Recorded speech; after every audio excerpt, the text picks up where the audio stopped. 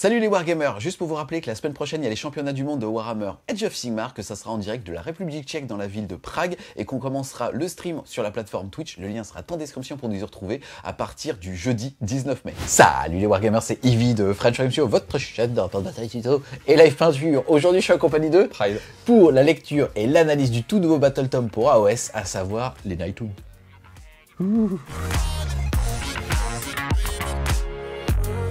On parle ici d'une des armées les plus iconiques d'Age of Sigmar puisqu'elle est apparue justement au tout début de la V2. Beaucoup de joueurs se sont plaints d'avoir à attendre justement des mises à jour de règles puisque l'armée était très présente déjà dans la boîte de base. Ensuite, elle avait été justement suivie par les éditions Hachette. Donc énormément de personnes avaient commencé AOS grâce à justement cette armée-là. Là, on est sur quelque chose de super frais. C'était long d'attendre, mais c'est très très bon de le recevoir. Qu'est-ce qu'on a pensé toi et comment est-ce que tu vas pouvoir justement résumer ce Battle Tome? Je le trouve très honnêtement exceptionnel, sans rentrer vraiment dans les règles ou même au niveau du fluff, dont on parlera quand même un peu plus tout à l'heure. Il est génial en termes d'ADN, parce qu'ils sont vraiment liés, le fluff des Nighthounds, cette marée d'esprit qui envoie des vagues de terreur sur les royaumes, c'est hyper bien retranscrit dans les règles. Il y a énormément d'entrées qui sont jouables. Effectivement, c'était un peu les oubliés de la V2 et du début de V3, alors que c'était l'armée iconique qui était sortie en opposition au Stormcast et qui était l'antagoniste principal de la guerre des âmes. Honnêtement, c'est un bijou, ce Battle Tome. Le gameplay est fantastique. Et il y a plein de niveaux de lecture, en fait. Le Battle Tome est vraiment orienté multiple small unit. C'est-à-dire que pour tirer toute la quintessence de ces règles, t'as envie de jouer plein de petites unités. Mais si tu veux jouer du gros perso, tu peux. Si tu veux jouer du corps à corps, tu peux. Si tu veux jouer des grosses Death Star, tu peux. Toutes les sous-allégeances sont jouables. Il y a très peu d'unités qui sont mauvaises. Même l'unité de Shadespire est bien, pour le coup. Il est vraiment super. Et il n'est pas trop fort. On annonce 9 Battle Tomes cette année. On en a déjà eu un certain nombre. On a toujours la crainte de se dire à partir de quand l'équilibre presque miraculeux qu'on a depuis le début va commencer à se casser et qu'on va avoir un truc pété. Et c'est pas avec celui-là, qui a un skill cap qui est quand même assez élevé, mais qui peut aussi beaucoup aider à progresser parce qu'il y a quand même des mécaniques qui sont très fortes. Toute l'armée a gardé les terrés, toute l'armée a une ward. Franchement, c'est un vrai bonheur. Et pour les joueurs Nighthounds qui mangeaient un peu leur pain noir depuis fort longtemps, pour le coup, je pense qu'ils sont hyper contents d'avoir attendu et d'avoir ça. Ils mangeaient leur moignon. Imagine en moyen.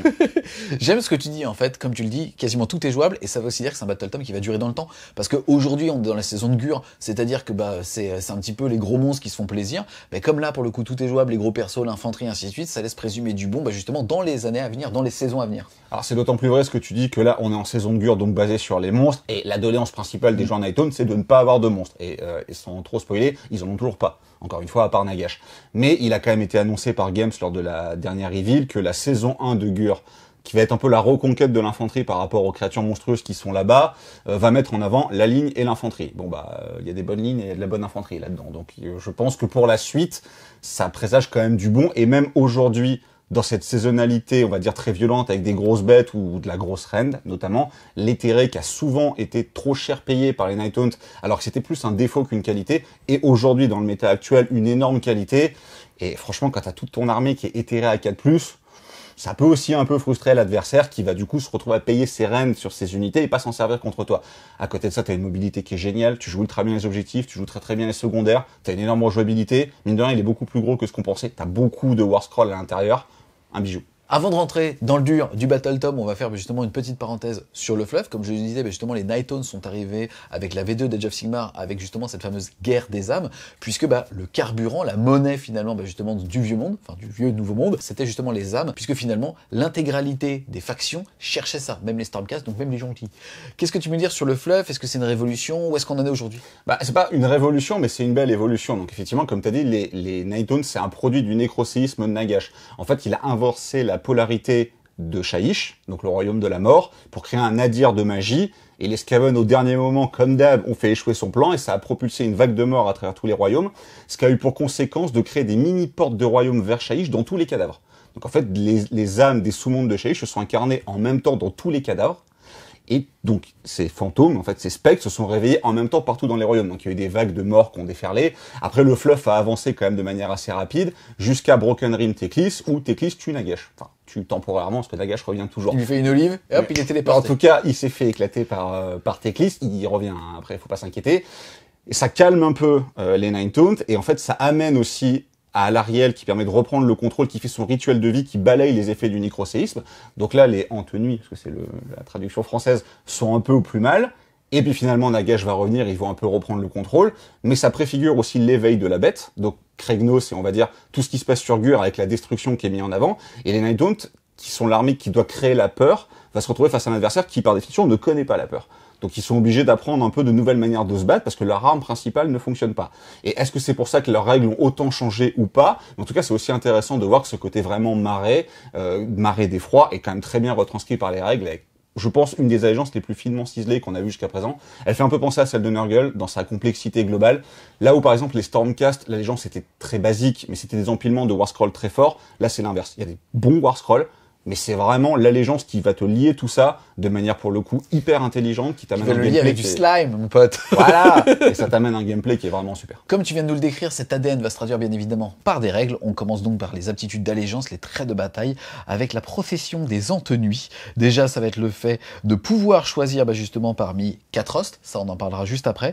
En première règle générique, on va bien évidemment avoir l'aura d'effroi, puisque les unités ennemies sont terrifiées tant qu'elles sont à 3 pouces ou moins d'unités entenues. Tant qu'une unité est terrifiée, elle ne peut ni donner ni recevoir d'ordre de présence exaltante, et cette aptitude n'a aucun effet sur les ennemis. Donc, concrètement, tant que les Nighttones sont en corps à corps, vous allez donner un keyword, c'est pas en gras, mais c'est un keyword terrifié. On va voir qu'il y a plusieurs règles qui nécessitent qu'une unité soit terrifiée. Donc dès que vous êtes au corps à corps, vous terrifiez vos ennemis. Même si aujourd'hui on voit pas dans le méta actuel beaucoup de hordes d'infanterie, il y a des armées qui jouent sur de la piétaille, mais encore une fois on a plus tendance à avoir de l'élite. Game Workshop a un peu teasé le futur, et notamment la nouvelle saison de reconquête de Gur par, on va dire, les hordes d'infanterie. Donc c'est une règle qui peut potentiellement devenir très forte. Aujourd'hui, c'est un bonus qui est très intéressant. Dans tous les cas, ce qu'il faut bien comprendre, c'est que vous allez appliquer le keyword terrifié aux unités contre lesquelles vous allez être au corps à corps. Et notamment pour un des 3 personnages totalement auto-inclus du Battle Tom, il faut bien se rappeler ce qu'est le fait de terrifier une unité adverse. Donc c'est être au corps à corps avec elle, avec une de vos unités de Nighttones. Yes, la deuxième règle, c'est bien évidemment celle qu'on connaît, c'est-à-dire les terrés. Les unités ennemies amies ont une protection de 6+. Donc là, c'est tout le temps, hein, plus question d'être à côté d'un héros et ainsi de suite. En plus de ça, comme justement ce sont des fantômes, donc des êtres spectraux, alors on peut se replier et charger au même tour. Donc déjà en termes de gameplay, c'est juste complètement dingue, hein, le fait de pouvoir passer à travers et tout. Sachant que toute l'armée vole et bouge en moyenne de 8 pouces. Donc ça, le côté savonnette, il va arriver. Et justement, ce qu'on connaissait aussi d'avant, c'est-à-dire que, en gros, on ignore les modificateurs positifs et négatifs des jeux de sauvegarde, des sauvegardes qui ciblent les unités ennemies amies. Alors en fait, les terrés, on le connaît. Et ce qui est super bien, c'est qu'on se dit, du coup, ils vont pas bénéficier de défense en règle qui te donne plus en sauvegarde. Et Games contrebalance ça avec la règle qui arrive juste après, qui est un ordre générique que les Nighttones vont avoir et qui permet de passer ta protection de 6+, à 5+.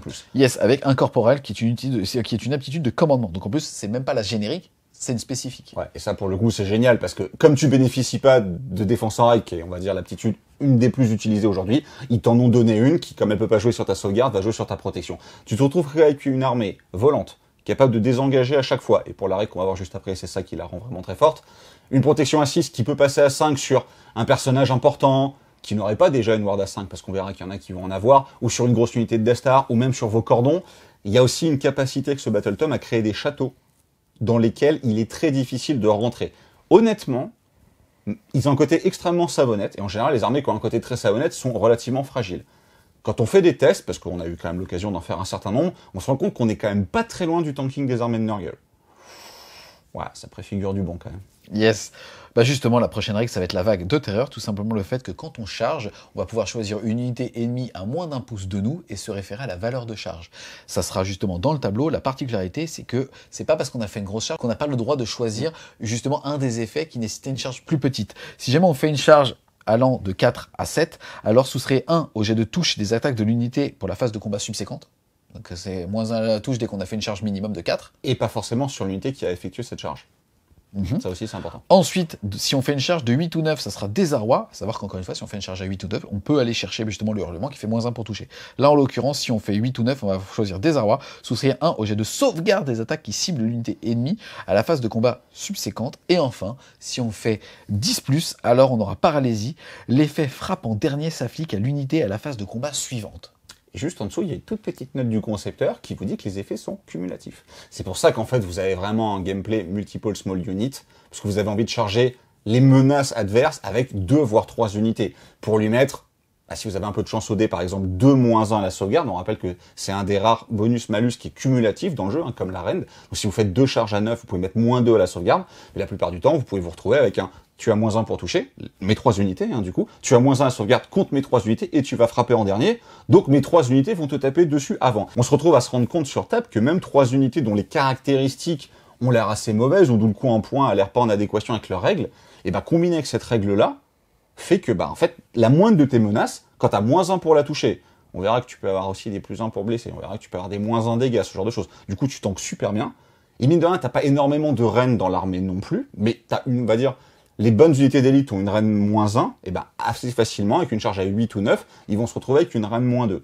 Voilà, et en plus, le Fight Last, bon bah si t'arrives à le choper sur un 10+, là c'est soleil, parce que toutes les petites unités qu'on chargeait vont taper avant, et tu vas pulvériser ta cible.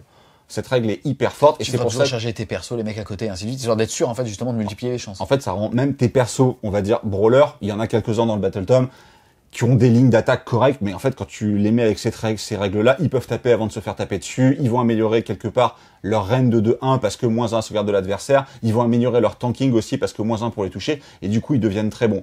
Et c'est là qu'on se rappelle le désengage et charge, ce qui fait qu'à notre tour, on va systématiquement appliquer ces bonus-là, et on voit que Games l'a bien compris, parce que dans le Battle Tome, t'as quand même une fiche de tokens, et t'as une tonne de tokens, -1 touche, -1 save, frappe en dernier. Donc, ils veulent vraiment te dire, joue plein de petites unités, et tu peux vraiment le faire avec ce Battle Tome-là. Et en fait, fais proc au maximum ce bonus-là, qui est la règle structurante. Ça veut pas dire qu'on peut pas jouer, par exemple, une énorme Death Star. On le verra plus tard, tu peux le faire. Mais le gameplay, l'ADN principal, c'est ça. C'est plein de petites unités qui vont charger, appliquer beaucoup de malus, et si en plus vous arrivez, alors là, pour le coup, c'est de la variance OD, mais à faire un certain nombre de 10+, c'est pas aussi bête qu'avant où tu rentrais ta charge à 10+, t'avais une deuxième phase de combat et sinon tu faisais rien. Là, on est quand même de 4 à 10+, donc quasiment toutes les possibilités de charge sont couvertes, à part le fameux 3. Cette règle est vraiment très bien, combinée à la retreat et charge, tu l'appliqueras tout le temps à ton tour, c'est fort. Yes. Ensuite, on va avoir touché de l'effroi, le fait tout simplement que toute l'armée dispose, quand ils font un 6 pour toucher, de blesser automatiquement la cible. Alors en fait, il faut comprendre que statistiquement, c'est exactement la même chose qu'un +1 blesse. Donc en fait, il faut comprendre que vous avez +1 blesse sur toute l'armée. Mais ce qui est intelligent, c'est que tu as l'autre perso auto-include qui donne un +1 bless. Donc en fait, les deux règles se combinent pour faire que même les Night Haunt qui vont blesser à 4 ou à 3, bah, virtuellement vont blesser à 3 ou à 2. Donc en fait, tu as beaucoup plus de punch que quand tu vois les War Scrolls, tu te dis, les stats sont pas terribles, mais avec tout ce qu'on a vu avant, quelque part, t'as +1 bless, le mec a -1 save, il a -1 pour te toucher, tu peux le retreat et charger, on peut pas toucher à ta save, tu peux avoir une ward à 5, donc tu tankes et tu tapes bien. Et enfin, la dernière règle, c'est apparition instable. À la fin du déploiement, avant de terminer le contrôle des objectifs, vous pouvez retirer jusqu'à 3 unités en nuit du champ de bataille et les faire revenir à la fin d'une phase de mouvement en les mettant en plus de fousse de toute figurine ennemie. Bah celle-là c'est bien parce que t'avais quand même beaucoup de capacités de frappe en profondeur, on va dire dans l'ancien Battle Tome, et tu les as pratiquement toutes perdues. Et en fait ça contrebalance, on va dire, de manière beaucoup plus stable, parce que c'est pas basé sur des sorts ou c'est pas basé sur des personnages. Avant il y avait le Dreadblade Arrow qui permettait de faire ça, on le jouait tout le temps pour faire ça. T'as pas à payer de taxes. En fait tu n'as pas à payer de taxes, c'est une règle globale et c'est 3 flats, c'est pas des 3 ou ce genre de truc. Donc c'est quand même vraiment bien aussi parce que ça permet aussi de feinter un déploiement avec des unités cordon très devant ou des unités d'agression vraiment devant. Corriger des erreurs. L'adversaire se dit ah mon dieu, il a moins de pause que moi, il va avoir le choix de démarrer, il s'est placé de manière extrêmement agressive, donc moi je vais me mettre loin derrière. Et puis bah tu redéploies, on va dire tes 3 menaces que tu as mis devant, tu les mets en FEP. Du coup, il se retrouve, au lieu d'être à 18 pouces de toi, à 27, 28, tu lui dis, bah vas-y, mon gars, commence. Et en fait, ton tour 1 va servir pareil grand chose. Et moi, potentiellement, je peux tenter un double tour derrière, sachant que même si tu rates tes charges subséquentes à tes FEP à 9, bah si tu double tour derrière, enfin bref, la règle est très bien. Et l'allégeance complète, en fait, on l'a lu parce qu'elle a leak assez vite. Tout le monde s'est dit c'est quand même fort, et après on a vu les coups en point et on s'est dit waouh, en fait c'est tellement cher les unités qu'on met rien dedans. Et en fait quand on fait des listes, on se rend compte qu'on rentre mine de rien pas mal de choses, et quand tu joues, ça prend une toute autre dimension que quand tu le lis. Parce que quand tu le lis, tu te dis ok, ça a l'air fort. Quand tu joues, tu te rends compte du potentiel, il est vraiment très élevé. Donc la légende, je la trouve parfaite. On enchaîne ensuite avec les optimisations. On va passer justement au trait de commandement avec l'ombre de la mort pour les héros en nuit. Donc il n'y a absolument pas de restriction. D'un autre côté, il n'y a qu'un tableau. On rappelle que, alors que par exemple pour les artefacts, on peut avec des détachements spécifiques et ainsi de suite en avoir un deuxième et ainsi de suite. Là, on ne peut avoir qu'un trait de commandement. On va donc en avoir 6. Petite doléance, il y en a quand même une qui vole au-dessus des autres, mais elles sont quand même toutes justifiables. Même si, il y en a une qui est un peu meilleure, même si elle est contre-intuitive à l'ADN de l'armée et qu'elle est aléatoire. C'est pour ça la petite doléance. Ça veut dire qu'en fait, ça ira aussi avec la méta peut-être évoluant, parce qu'en fait, comme tu dis, contre-intuitif par rapport à l'aspect multiple small unit, donc le fait de jouer de plein de petits packs avec des effectifs pas énormes, là, on va avoir envie de jouer un autre gameplay. On commence en tout cas par l'esprit persistant. Ce général a une protection de 4 bustes contre les dégâts infligés par des blessures mortelles. En fait, le problème, c'est contre les blessures mortelles. Ça aurait été global, parce qu'il y a pas mal de personnages qui ont une protection à 4+, ça aurait été meilleur. Là, du coup, c'est quand même assez anecdotique. Pour le coup, je pense qu'on n'ira pas la chercher, même sans aller chercher la peut-être dégénérée qu'on va voir juste après. Je pense que ça là, tu vas pas l'avoir. Yes, ensuite on va avoir l'entité terrifiante, tout simplement le fait que les unités ennemies sont terrifiées si elles sont à 6 pouces de ce général au lieu de 3. Bah ça, c'est quand même pas si mal, parce que mine de rien, ça évite à votre général, il n'y a pas non plus d'énormes personnages de close, en tout cas génériques, c'est-à-dire non nommés, donc customisables, que tu as forcément envie d'exposer au corps à corps. Voilà. Tu sais pourquoi? Parce qu'un coup de vent et hop, ils sont plus là. Voilà, c'est ça. Donc mine de rien, tu peux te dire, à 6 pouces, je suis pas obligé d'être au corps à corps de mon adversaire, et je peux quand même proc le terrifier sur peut-être plus d'unités que si je devais m'exposer sur un corps à corps, ou si j'arrive pas à lui mettre un fight last, ça peut être le drame parce que mon personnage va mourir, ce genre de choses. Donc il est quand même pas mauvais, et il a l'avantage d'être vraiment très générique, quelle que soit la liste et le gameplay que vous allez avoir, il peut fonctionner celui-là. Bon, le plus séduisant, c'est le prochain, c'est le maître des hostes spectraux. Le pouvoir de cet esprit est tel un chant de sirène pour les autres spectres. Une fois par bataille, à la fin de votre phase de mouvement, vous pouvez choisir une unité ennemi convocable amie qui a été détruite, puis jeter un dé sur un 4+, une nouvelle unité remplaçant avec la moitié des figurines de l'unité détruite, arrondie au supérieur, est ajoutée, placez-la entièrement à 12 pouces de ce général et à plus de 3 pouces en plus des unités ennemies. C'est le 3 pouces que je trouve très fort. Bah déjà les 3 pouces c'est hyper fort, parce que ça veut dire que tu vas charger juste derrière. Tu peux reprendre un objet. Ça, c'est quand même vraiment fort. Ensuite, on peut quand même faire des Death Stars qui valent plus de 500 points avec 30 figurines dedans. Donc, on va en remonter 15. On va remonter virtuellement 250 points de figurines. Donc, c'est pas non plus dégénéré parce qu'il y a des invocations. Puis t'as le ralliement en plus, c'est ça. T'as le ralliement derrière. Tu vas reproquer une charge supplémentaire. Et honnêtement, on verra que t'as quand même une sous-allégeance et une unité en particulier qui est convocable, qui a une bonne tête de grosse Death Star. Se débarrasser des 30, c'est pénible. Si tu t'en reprends 15, c'est vraiment chiant. Là où il y a une petite doléance sur celui-là, c'est que c'est sur un 4+. Donc en fait, tu ne peux pas baser ton plan là-dessus. Maintenant, je pense que tu n'en as pas besoin en fait. C'est-à-dire que la plupart du temps, on a tendance à critiquer ce type de règle, type le techlist qui va rester sur un 6, parce que c'est complètement débile. Là, si tu rates ton 4+, ça va pas te coûter la game.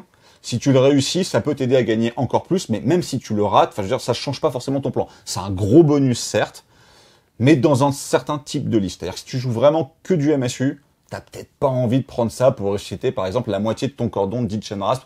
Tu vas te dire, bon, celui-là, j'en ai pas besoin. Encore que, pour reprendre un objectif, fin de la game, dans le territoire ennemi, ou ainsi de suite, il y a quand même des choses. Ou dans tous les cas, procurer une charge. Oui. C'est-à-dire que même si tu ressuscites 5 Chain Rasp et qu'ils tapent leur charge à 8, bah, les 5 Chain Rasp, ils vont te mettre -1 à la save du mec en face. Et quand t'as tes Grimghast Reaper qui vont charger à côté, ou tes X-Race, ou ce genre de choses, ça peut taper fort. Celui-là me paraît un peu au-dessus des autres.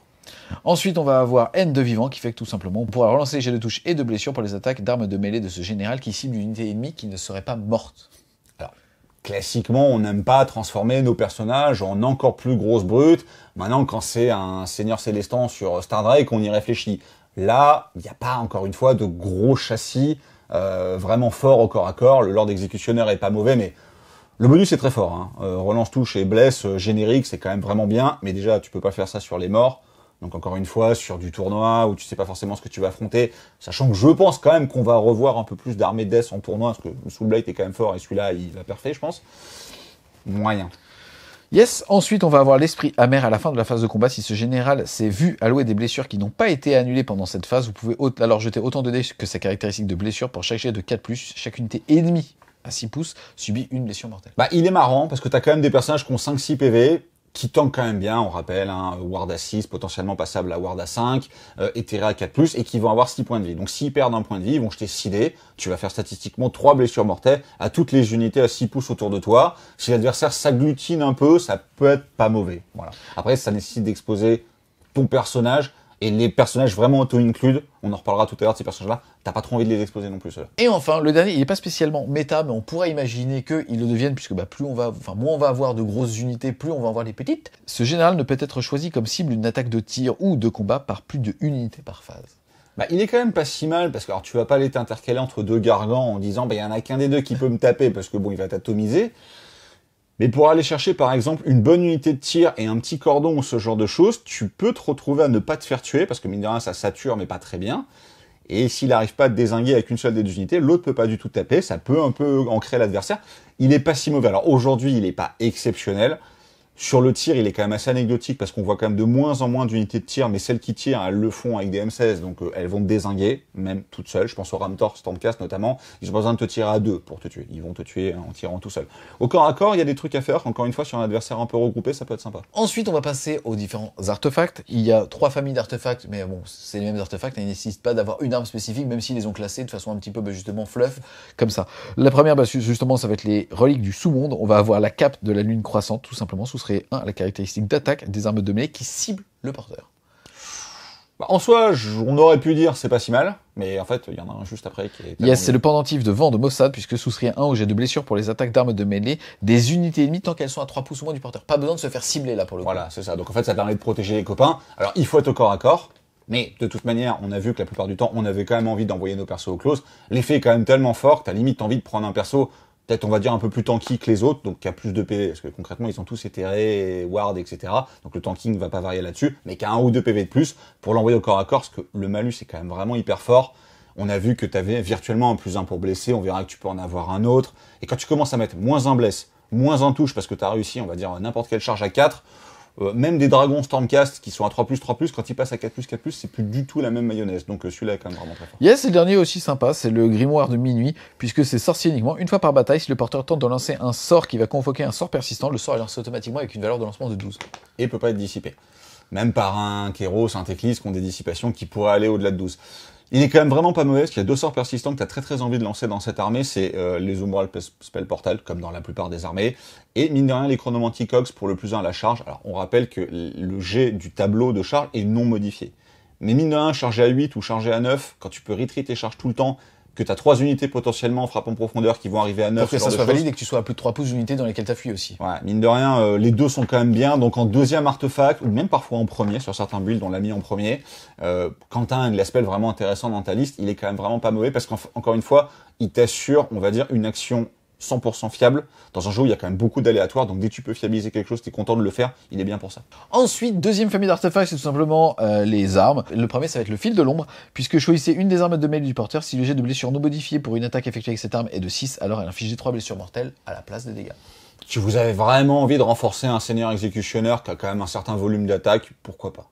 Le coup, il est quand même assez aléatoire. Faut faire des 6. Statistiquement, tu vas en faire un, donc tu vas mettre des 3 BM en plus. Un Arthos pour mettre des 3 BM en plus. En fait, ce qui me dérange, c'est qu'encore une fois, c'est pas parce que c'est dans des tableaux différents que tu peux les stack ou quoi. Donc en fait, le premier tableau était quoi qu'il arrive meilleur. On vient d'en avoir 3 qui étaient très séduisantes. Oui, on est assez d'accord. Ensuite, on va avoir la fauche des peines, puisque choisissez une des armes de mêlée du porteur. Avant qu'il attaque avec cette arme, choisissez une unité ennemie à 1 pouce ou moins de lui, jetez des 6. Si le résultat est supérieur à la caractéristique de bravoure, alors la pénétration justement d'armure de l'arme est directement de -3. À savoir que si t'es dans un air justement qui terrifie, alors tu passeras à -4, donc quasiment tout le temps. Alors, sur le papier, c'est bien. Maintenant, les grosses unités qui ont des grosses saves où tu as besoin d'une grosse pénétration d'armure ou en général une grosse braverie, donc va falloir claquer ton 8 ou ton 9 sur 2d6 pour faire ça par exemple. Je pense à des protecteurs, des dragons, des fulmis, ce genre de choses qui ont une braverie de 7 ou de 8. Du coup, c'est quand même assez aléatoire. Contre de la mauvaise braverie en général, t'as pas de sauvegarde donc t'en as pas besoin. Et la plupart des persos faits pour aller taper ont nativement une reine -2. Donc en fait, tu vas, sur un jet de dés compliqué à faire, améliorer de 1 voire de 2 ta reine. On parlait tout à l'heure de -1 à la blesse quand même. Ça a l'air mieux. Et le dernier, ça va être l'infideur, puisque forgé avec les poignards et les couteaux d'un millier de tueurs psychopathes, cette dague est l'incarnation du meurtre. Quand tu dis ça, c'est stylé. Oui. Et après, quand tu l'as su, franchement, je pense que c'est un peu l'histoire de Game Workshop. Quand tu lis l'italique, c'est toujours cool. Ouais. Et même le prix. Franchement, 40 balles, t'as vu ce qu'ils ont mis en italique, ça a l'air stylé, quand ça a même. l'air bien. Donc là, c'est ça. Lorsque vous choisissez le porteur pour combattre la première fois pendant un tour, avant qu'il effectue le mouvement d'engagement, on va pouvoir choisir une figurine ennemie à 1 pouce et jeter un dé. Si le résultat est supérieur à sa caractéristique de bravoure, la figurine sera tuée, pardon. En fait, le skill, c'est pas terrible. Mais en plus, le faire avant le mouvement d'engagement, tu peux même pas aller sniper, on va dire, à moins que t'aies vraiment fait une très bonne charge pile là où tu voulais. Mais quand ton adversaire, il sait que t'as ça, bah, tout l'état-major, il se met au rang derrière et tu peux plus aller les chercher, quoi. C'est quand même pas dingue. Le meilleur truc que tu peux faire, on va dire, c'est tuer un berserker, casser 2 PV, ça ward à 4. Ouais, c'est pas terrible. Tu pètes un cordon. Ouais. Mais après, il pile-in et donc... C'est ça. Ouais, non, c'est bon, c'est moyen. Ensuite, on va passer cette fois-ci au trésor infernaux. Là, pareil, encore une fois. Un peu mieux, déjà. Ouais, mais là, tu lis le nom, tu te dis, ah ouais. Ah ouais, non, mais Le premier, ça va être l'éclat de la lune de moisson. Une fois par bataille, au début de la phase de combat, vous pouvez dire que le porteur va libérer les ténèbres de l'éclat de lune. Même stylé aussi, excuse-moi, j'ai pas lu le fluff. Si vous le faites, alors ajoutez la caractéristique d'attaque des armes de mêlée avec un S, des unités en tenue amies qui sont entièrement à 12 pouces moins du porteur jusqu'à la fin de la phase. Ouais, bah il y a des builds, comme on le disait, où vous allez quand même jouer soit beaucoup d'unités regroupées pour faire proc une multitude de bonus, ou de malus pour l'adversaire à la charge, soit une grosse Death Star. Dans tous les cas, le plus une attaque, il est quand même vraiment très efficace. Alors certes, c'est qu'une fois par bataille, mais si c'est au moment vraiment impactant, T2 ou T3, quand vous faites votre grosse charge, sur des unités de Blade Guest ou sur des unités de X-Vress, c'est en termes de stats ultra impactant. Donc il est quand même vraiment pas mal. Yes, moi mon préféré c'est le suivant, c'est le fanal de Nagajizar, puisque une fois par bataille, à votre phase de héros, vous pouvez dire que le porteur va appeler les âmes égarées avec le fanal. Si vous le faites, vous pouvez ramener une figurine tuée dans chaque unité en tenue convocable amie qui sont sur le champ de bataille. Je trouve ça extraordinaire parce qu'en fait, quand en gros on est systématiquement dans un jeu où on fait une prémesure en disant tu bouges de 8, ok, je me mets à 20,1 mon pote. Et ben là tu te dis putain, attends. Et là, tu te dis flûte, parce que t'es quelqu'un de pas très vulgaire. Voilà. Comme ça, ils peuvent pas le couper au montage. Voilà. Et là, se dire qu'en fait, tu peux grappayer plus d'1 pouce et demi, donc 2 pouces l'équivalent sur une charge. Et attends, les nuées d'esprit ou les X-Vress, c'est des socs gélules ou des socs de 40. Hein. Ça, c'est vraiment cool. Ça, c'est un de mes préférés, parce qu'en fait, en gros, l'adversaire peut pas le voir venir. Et puis tu casses le calcul du nombre de figurines sur les objectifs. T'as des unités de garde du corps où t'es quand même content d'en remonter un. C'est sur toutes les unités convocables. Pratiquement toutes les unités hors personnage de l'armée sont convocables. Donc ça va affecter quasiment tout le monde. À moins de jouer un build avec vraiment très peu d'unités en jouant par exemple une grosse Death Star, je pense que vous le prenez celui-là de manière quasiment auto-include. En deuxième artefact, mais il y a quand même beaucoup de héros qu'on a envie d'entrer. Alors à moins d'être un monomaniaque du Battle Régiment et tout vouloir systématiquement rentrer dans une pause. Et en Night Hunt, t'as trop d'unités.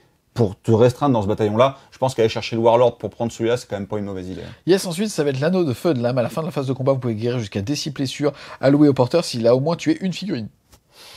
Ça peut être pas mal parce que mine de rien, quand vous vous retrouvez avec un Lord Exécutionneur par exemple qui a plus qu'un PV ou un Krulgast Excruciator, on verra c'est hyper fort, que l'adversaire a enfin réussi à le blesser, qui va tuer un grotte et qui se récupère 6 PV, je pense que l'adversaire est frustré. Mais le problème c'est que c'est hyper aléatoire, tu fais ton meilleur 1 à ce moment-là, t'es quand même très triste. Donc je préfère celui d'avant et encore une fois celui qu'on avait vu avec le moins 1 bless en aura, qui eux sont très fiables. Yes, ensuite on va avoir le familier avide puisque les unités ennemies qui terminent un mouvement engagement à 3 pouces ou moins du porteur prennent une blessure mortelle.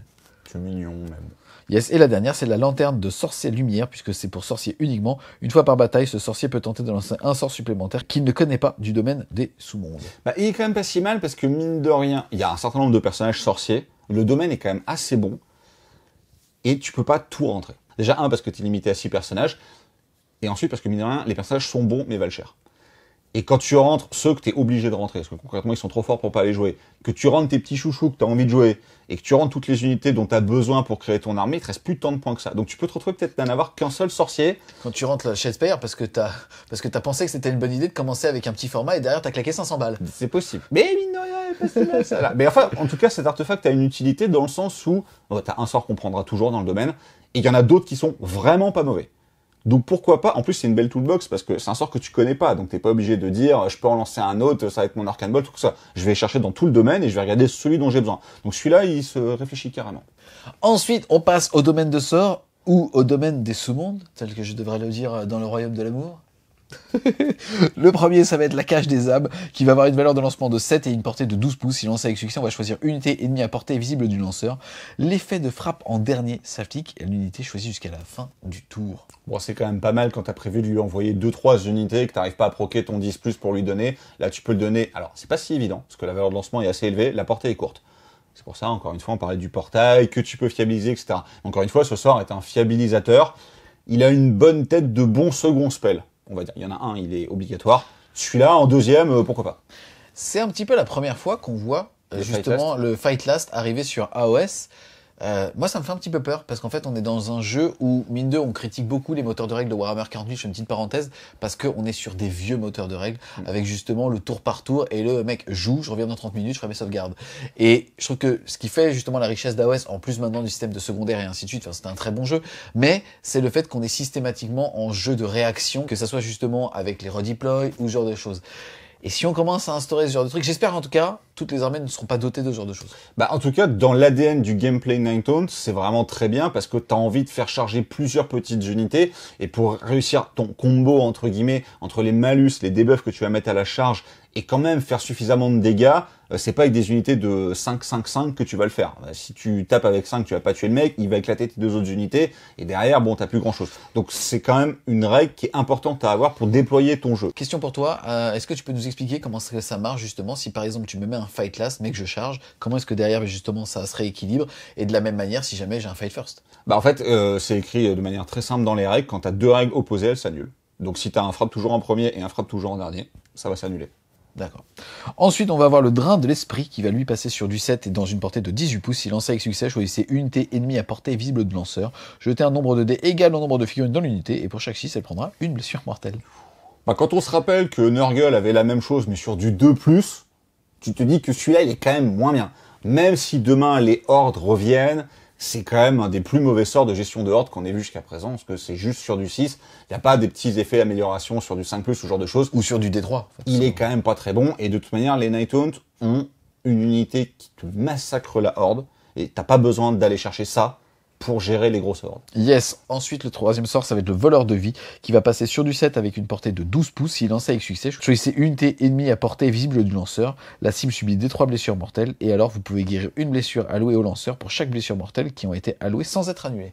Alors, il y a deux personnages qui bénéficient beaucoup de ça. Nagash, qui est malheureusement pas très jouable dans ce Battle Tome-là, et Olinder, qui est très très jouable et qui est très très contente d'avoir ce sort-là, parce qu'elle est extrêmement compliquée à tuer, et quand elle commence à régénérer entre ça et l'action héroïque, par exemple, les rares PV que vous allez réussir à lui enlever, ça peut être frustrant.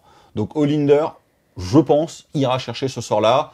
Bah, Nagash aussi si vous le jouez, mais on va dire pour être cool avec l'adversaire, parce que Nagash, il a un peu du mal ici. Ensuite, on va avoir le saut de Shihish, puisqu'il va avoir une valeur de lancement de 5, une portée de 12 pouces, et on va pouvoir choisir une unité entièrement à 12 pouces dedans, et celle-ci va avoir une protection à 5. Ça nous permet donc de le faire potentiellement sur 2 unités. Oui, bah c'est pour ça que c'est hyper fort. De toute manière, il est facile à lancer, ultra fiable, il te donne limite envie d'aller chercher un Arcane Tome si t'as pas assez de sorciers pour transformer un de tes personnages en sorcier, notamment le Cruciateur qui est hyper fort, mais qui est pas un sorcier, bah du coup il pourra le devenir, mettre en moins un dégât en bulle, on verra c'est ça sa règle, et renforcer la ward de l'unité à côté, donc va passer à travers ce truc-là. Qu'on parlait d'un sort auto-inclus dans le domaine, c'est celui-là. Ouais, mais là pour le coup, en italique, c'est nul. Peut-être, mais en pas italique, pour le coup, c'est très fort. Donc le premier sorcier de votre liste, encore une fois, sauf Nagash et Olinder. Nagash les connaît tous, de toute manière. Il connaît tous les sorts du domaine. Malheureusement, c'est pas ça qui va le sauver. Olinder va aller chercher le sort de drain qu'on a vu avant pour se regagner des petits PV. Tous les autres sorciers, le premier va aller chercher celui-là. Et c'est même pas déconnant de se dire que si on a deux sorciers, on va le prendre 2 fois pour être sûr d'avoir ce tanking supplémentaire. Comme tu disais, en plus de l'ordre, ça commence à faire des Nighthaunt vraiment très résilients. Un qui est aussi très fort, c'est la brume sépulcrale, puisqu'il va passer sur du 6, on va choisir une unité entièrement à 12 pouces ou moins de lui, et on va soustraire 1 au jet de blessure qui cible cette unité. Ouais, alors, ça a plus l'artefact, ça se combine pas, à moins qu'il ait un +1 pour blesser, parce que le -2, etc. Mais bon, c'est pas mauvais, ouais, clairement. Tout ce qui permet de changer la valeur de blessure, ça fait que son adversaire casse ses stats. Et tu te retrouves quand même à avoir un -1 touche, dès que tu réussis une charge pratiquement au-delà de 3, on va dire. Potentiellement -1 sauvegarde, une deuxième occurrence de -1 pour blesser, t'as des wards à 6, potentiellement qui passent à 5, t'es à 4+. Même si toutes les figues ont un point de vie, ils valent très cher pièce, les sortir, ça va pas être si simple que ça. Alors après, on le dit maintenant, avant il y avait beaucoup de mécaniques de réinvocation dans les Nighthaunt, il y en a pratiquement plus aucune. Voilà, de manière très fiable. Il y a Olinder, le petit artefact qu'on a vu tout à l'heure, et un perso. Alors celui-là, il faut le jouer. Mais dans tous les cas, t'as quand même moins de rip-hop de... C'est plus des 3 sur chaque unité. Voilà, c'est ça, sauf Nagash. Mais il est pas mal. Yes, même le dernier finalement, c'est le Canus Spectral qui va tout simplement être un TP qui va passer sur du 4. On va pouvoir justement retirer le lanceur du champ de bataille et le replacer à 9 pouces de toute figurine ennemie. On a vu au début de la game qu'on pouvait le faire avec 3 unités, donc il y a quand même un monde dans lequel tu peux t'amuser parce que en termes de rejouabilité, t'as une projection intéressante. Alors tu as des personnages forts qui peuvent se téléporter d'eux-mêmes, mais c'est pour Nagash qui est très bien. Parce que comme Nagash connaît tout le domaine, la portée des projectiles magiques, Nagash peut toujours en lancer, en l'occurrence jusqu'à 8, mais s'il lance ça, il en lancera que 7. Il peut toujours se téléporter, comme la portée de 12, et te balancer tous les autres derrière. C'est le seul spell qui le rend un peu sauvable. Avant, Nagash était bon en Nighthaunt parce que tu avais un sort où tu choisissais une de tes armes, tu relançais full touche et full bless. Maintenant qu'il a un nouveau profil de monstre de corps à corps, c'était intéressant. Ce sort a disparu. C'est ça qui lui met, entre guillemets, je pense, le coup de grâce dans l'armée Nighthaunt. Celui-là le ressauve quand même un petit peu. Avant, il y avait qu'en Ossiarch qui pouvait faire ça. Maintenant, le faire en Nighthaunt, c'est quand même fort, parce que ça va te donner une charge à 9 ou à 8, par exemple, avec des chronomanticoques, ce genre de choses. S'il y a un monde où tu peux aller le sauver, c'est peut-être via ce sort-là. Les autres personnages en bénéficient quand même un peu moins, t'as moins envie de les exposer, et si tu veux des personnages qui vont se téléporter de manière fiable, t'as le Dreadblade Arrow qui le fait nativement dans son War Scroll. Donc le sort est moyen, sauf avec Nagash. T'as parlé justement de la priorité des sorts par rapport à leur niveau, on va dire ça comme ça, mais à ton avis, on va avoir combien de sorciers ou donc de niveaux de sorcellerie dans sa liste? Bah, ça va dépendre des builds, et ça va dépendre vraiment d'un choix du joueur. Est-ce qu'on joue Olinder ou pas? Olinder est très forte, ce qui est un vrai bonheur vu que la figue est magnifique et qu'avant on la voyait jamais, mais Olinder est quand même vraiment cher. Donc la prendre, c'est orienter sa liste autour d'elle. Si on l'a elle, plus le sorcier auto-include qu'on verra tout à l'heure que tu dois forcément jouer, tu auras 3 à 4 niveaux de magie. Si tu ne joues que le sorcier, tu vas en avoir qu'un seul. Et c'est peut-être là où tu vas aller chercher l'artefact, où il pourra lancer notamment le Fight Last une fois dans la partie, et le reste du temps, il va prendre la Ward à 5, il va mettre Ward à 5 inlassablement sur l'autre unité qui ne bénéficiera pas de l'ordre générique qu'on a vu. Le domaine est quand même bon, les artefacts sont globalement pas mauvais aussi, les traits de co aussi, il n'y a rien de trop fort, à part peut-être le 4+, je te ressuscite 15 Blade Gas qui est potentiellement dégénéré, mais c'est quand même agréable de voir une allégeance qui est bien construite, forte mais bien construite, et t'as pas non plus des artefacts complètement dégénérés ou un domaine de sort tout pété avec des Total Eclipse ou ce genre de blague quoi. Mais il est cohérent et il adhère bien au style de jeu du Nighthaunt et il le renforce encore une fois. Le Fight Last, ça peut être une crainte, mais je pense que pour l'ADN de l'armée, t'as besoin de l'avoir. Yes, on va maintenant passer justement aux hosts, puisque donc à la sous-allégeance qu'on va pouvoir choisir quand on joue Nighthaunt. La première, tout simplement, c'est la Légion Explorée. Le bonus qu'on va avoir, c'est tout simplement le fait que les unités qui sont à 3 pouces ou moins d'unités Nighthaunt de plus de 10 figurines ne pourront pas alors se replier. Alors, le garde-fou, c'est le plus de 10 figurines. Parce que t'as pas forcément envie d'avoir de trop grosses unités. Et si tu veux avoir une grosse Death Star, c'est pas dans cette host-là que tu vas aller le chercher. Donc celle-là, elle est un peu moyenne. Alors fluffiquement, c'est l'ancienne Légion du Deuil. En fait, c'est l'armée, on va dire, un peu d'apparat avec les fanions, les trompettes, ce genre de choses. C'est l'armée de Kudros Valentian, qui est le prince consort de Linder. Donc il aime bien les grandes processions d'esprit, etc. Mais aujourd'hui, la seule unité que tu aurais vraiment envie de jouer de manière régulière, avec des gros effectifs, c'est soit les Haridan, qui ont un host pour elles, soit les Blade Gas, qui ont un host pour eux. Donc tu vas pas aller les chercher. Donc si tu joues une masse de Chain Rasp, tu peux avoir un gameplay très enclume en disant je vais jouer des 2 fois 30 Chain Rasp et je vais t'engluer dedans et tu vas jamais bouger. Encore et moi je vais retreat tes charges dans tous les sens. Je vais pouvoir te lock toute ton armée. Mais c'est pas des pinks. Hein. C'est méta dépendant. Voilà. Donc elle est peut-être la moins bonne aujourd'hui des 4. Mais il y a effectivement peut-être un jour une méta où elle va devenir intéressante. Et si tu veux vraiment jouer un build, avant on les aimait pas trop, les armées avec 120 Chain Rasp. Aujourd'hui tu peux plus le faire parce que tu es limité par tes points de renforcement. Mais si tu joues 2 packs de 30 Chain Rasp, mine de rien t'as quand même une sacrée enclume. Alors eux ne sont éthérés qu'à 5+, mais on a vu très facilement ils peuvent avoir une ward à 5. Donc tu te trouves avec 30 gars qui ont éthéré à 5, ward à 5, potentiellement -1 pour être blessé, tu peux potentiellement avoir -1 pour les toucher, et qui vont aller t'engluer de ton armée. Donc franchement ça peut ne pas être mauvais. C'est un certain type de gameplay que le reste des règles ne t'oriente pas forcément vers ce type-là de gros blocs d'infanterie. Mais si tu veux faire ça, notamment tu parlais des collections Hachette, t'as une chier de Chain Rasp, si t'as fait ça, tu peux les rentabiliser via cette allégeance. Yes, c'est parce que t'as raquetté les papeteries. Ensuite, le deuxième host, c'est celui de Lady Olinder, ça va être l'host d'Emeraude. Elle, sa règle, c'est la malédiction d'Emeraude, qui fait qu'une fois les armées placées, mais avant le début du premier round de bataille, vous pouvez choisir jusqu'à D3 plus unités ennemies différentes sur le champ de bataille. Et à la fin de chaque round de bataille, on va jeter un dé pour chaque unité. Sur un 2+, elle prendra D3 blessures mortelles. Et si c'est ta montre, elle prendra D3 plus 1. Et celle-là, elle est quand même vraiment sympa. Alors, dans le fluff, la malédiction d'Emeraude, c'est l'ultime malédiction d'Olinder. En fait, quand tu es maudit par ça, tu vois le monde en gris, et tu vois juste une lueur verte qui devient de plus en plus grande jusqu'à ce qu'elle occulte tout ton monde en gris, et c'est là où elle débarque avec ses cavaliers spectraux, et c'est là où elle va te tuer. Le seul qu'on a réchappé dans le fluff, c'est Bellacor. Voilà, qui a fini par s'allier avec elle d'ailleurs. Ça, c'est voilà, du fluff à la games, quoi. C'est pas mal, c'est quand même assez asphyxiant, parce que tu vas assez souvent aller cibler tous les petits persos buffers de l'adversaire, et ils vont finir par crever sans que tu aies réellement à t'en occuper. Round 3. Ça va consommer tous ces actions héroïques pour qu'ils se soignent, ces prêtres kings, ces chamans gobelins, ce genre de choses, pour l'avoir affronté. C'est le genre de truc, t'as horreur de ça, quoi. Genre, t'as planqué tous tes petits persos, t'as fait tes jolis cordons, il y a plus de tir en face, donc t'as la queen, tu te dis c'est bon, elle est tranquille, elle va pouvoir donner son buff jusqu'à la fin, et chaque tour, elle prend son D3. Et quand dès le tour 1, tu prends un 3, et que t'as 5 PV, je peux te dire que la fin de la game, t'es là genre, putain, est-ce que je vais générer un point de commandement en action héroïque, ou est-ce que je vais essayer de la soigner, mais si je soigne elle, je serai pas d'à côté. Il t'induit peu de choses dans la construction de l'armée, contrairement aux deux autres qu'on va voir juste derrière, mais il est quand même vraiment... Si on joue sur plus de 5 tours, on est sûr de mourir. Et je vais dire, hein, on en avait parlé, je crois que c'était pour le Battletop Blue Spike, la petite dague, tu sais. Ouais. Et ça, c'est un coup. Tu fais ta game, tu rentres chez toi, tu rejoins maman, et là, t'entends dans ton salon depuis la boîte de jeu le ça, C'est ton chaman gobelin qui vient de wipe. Attends, tu rigoles, mais il y a un perso qui a un effet comme ça qui peut te tuer, et ils te disent, à la fin de la game, s'il est pas mort, tu le fais quand même. Je te jure, c'est vrai. Genre, mais imagine, c'était une tactique ou une stratégie de ton adversaire de conserver son dernier prêtre. La partie, elle est finie. Je vais noter 3 points. Non, attends. Ultime G, tiens, dégage. Donc là, tu l'as ton i dans la manette. Effectivement. Non, franchement, celui-là, il est beaucoup plus anxiogène que ce qu'on pense, parce que quand on se le prend, quand on aime bien protéger ses petits tag queens, et là, on n'a pas du tout envie de se prendre ce truc-là. Bah, ça vaut pour les persos, justement, qui sont bodyguardés, ça vaut pour tout. Il est vraiment pas mal. C'est vraiment pas mal. Les persos du jeu ont au moins une 6 PV, donc en fait, de toute façon, tu fais les stats en 3 tours, il est mort. Il y en a même beaucoup qui en ont 5. Ouais. Hein. Même des personnages Stormcast, ils peuvent se retrouver avec 5 PV. Le Lord Relictor, High Priest, reroll des 1 avec la translocation qui est indispensable, c'est le seul perso, donc lui, il se prend ça. Tes 2 packs de dragons se prennent ça, ton pack de raptors se prend ça. C'est-à-dire, stat, t'as un raptor qui meurt à chaque tour, les dragons, ils vont prendre 3 PV chacun parce que c'est des monstres, et le prêtre, il va crever en 2 tours. Donc, ouais, non, ça peut être moche. Ensuite, comme troisième host, on va avoir le fléau écarlate avec vortex de violence frénétique. Après qu'une unité de Revenant a fait un mouvement de charge, donc c'est donc un type d'unité, vous pouvez choisir une unité ennemie à 1 pouce ou moins d'elle. Si vous le faites, jetez autant de dés que le nombre de figurines de l'unité qui a chargé, et pour chaque 5+, alors elle subira une blessure mortelle. Donc, quand on parlait du build de Death Star, il est là, le build de Death Star, parce que le Blade Ghast Revenant est une très bonne unité de base, qui n'est pas une ligne. Cet host vous le transforme en ligne, donc on peut en jouer un pack de 30. Ça vaut un peu plus de 500 points, mais ça les vaut largement. Chaque fois qu'il va faire une charge, il va mettre 10 blessures mortelles. Stat, hein, 30 dés, 5+, 10 BM.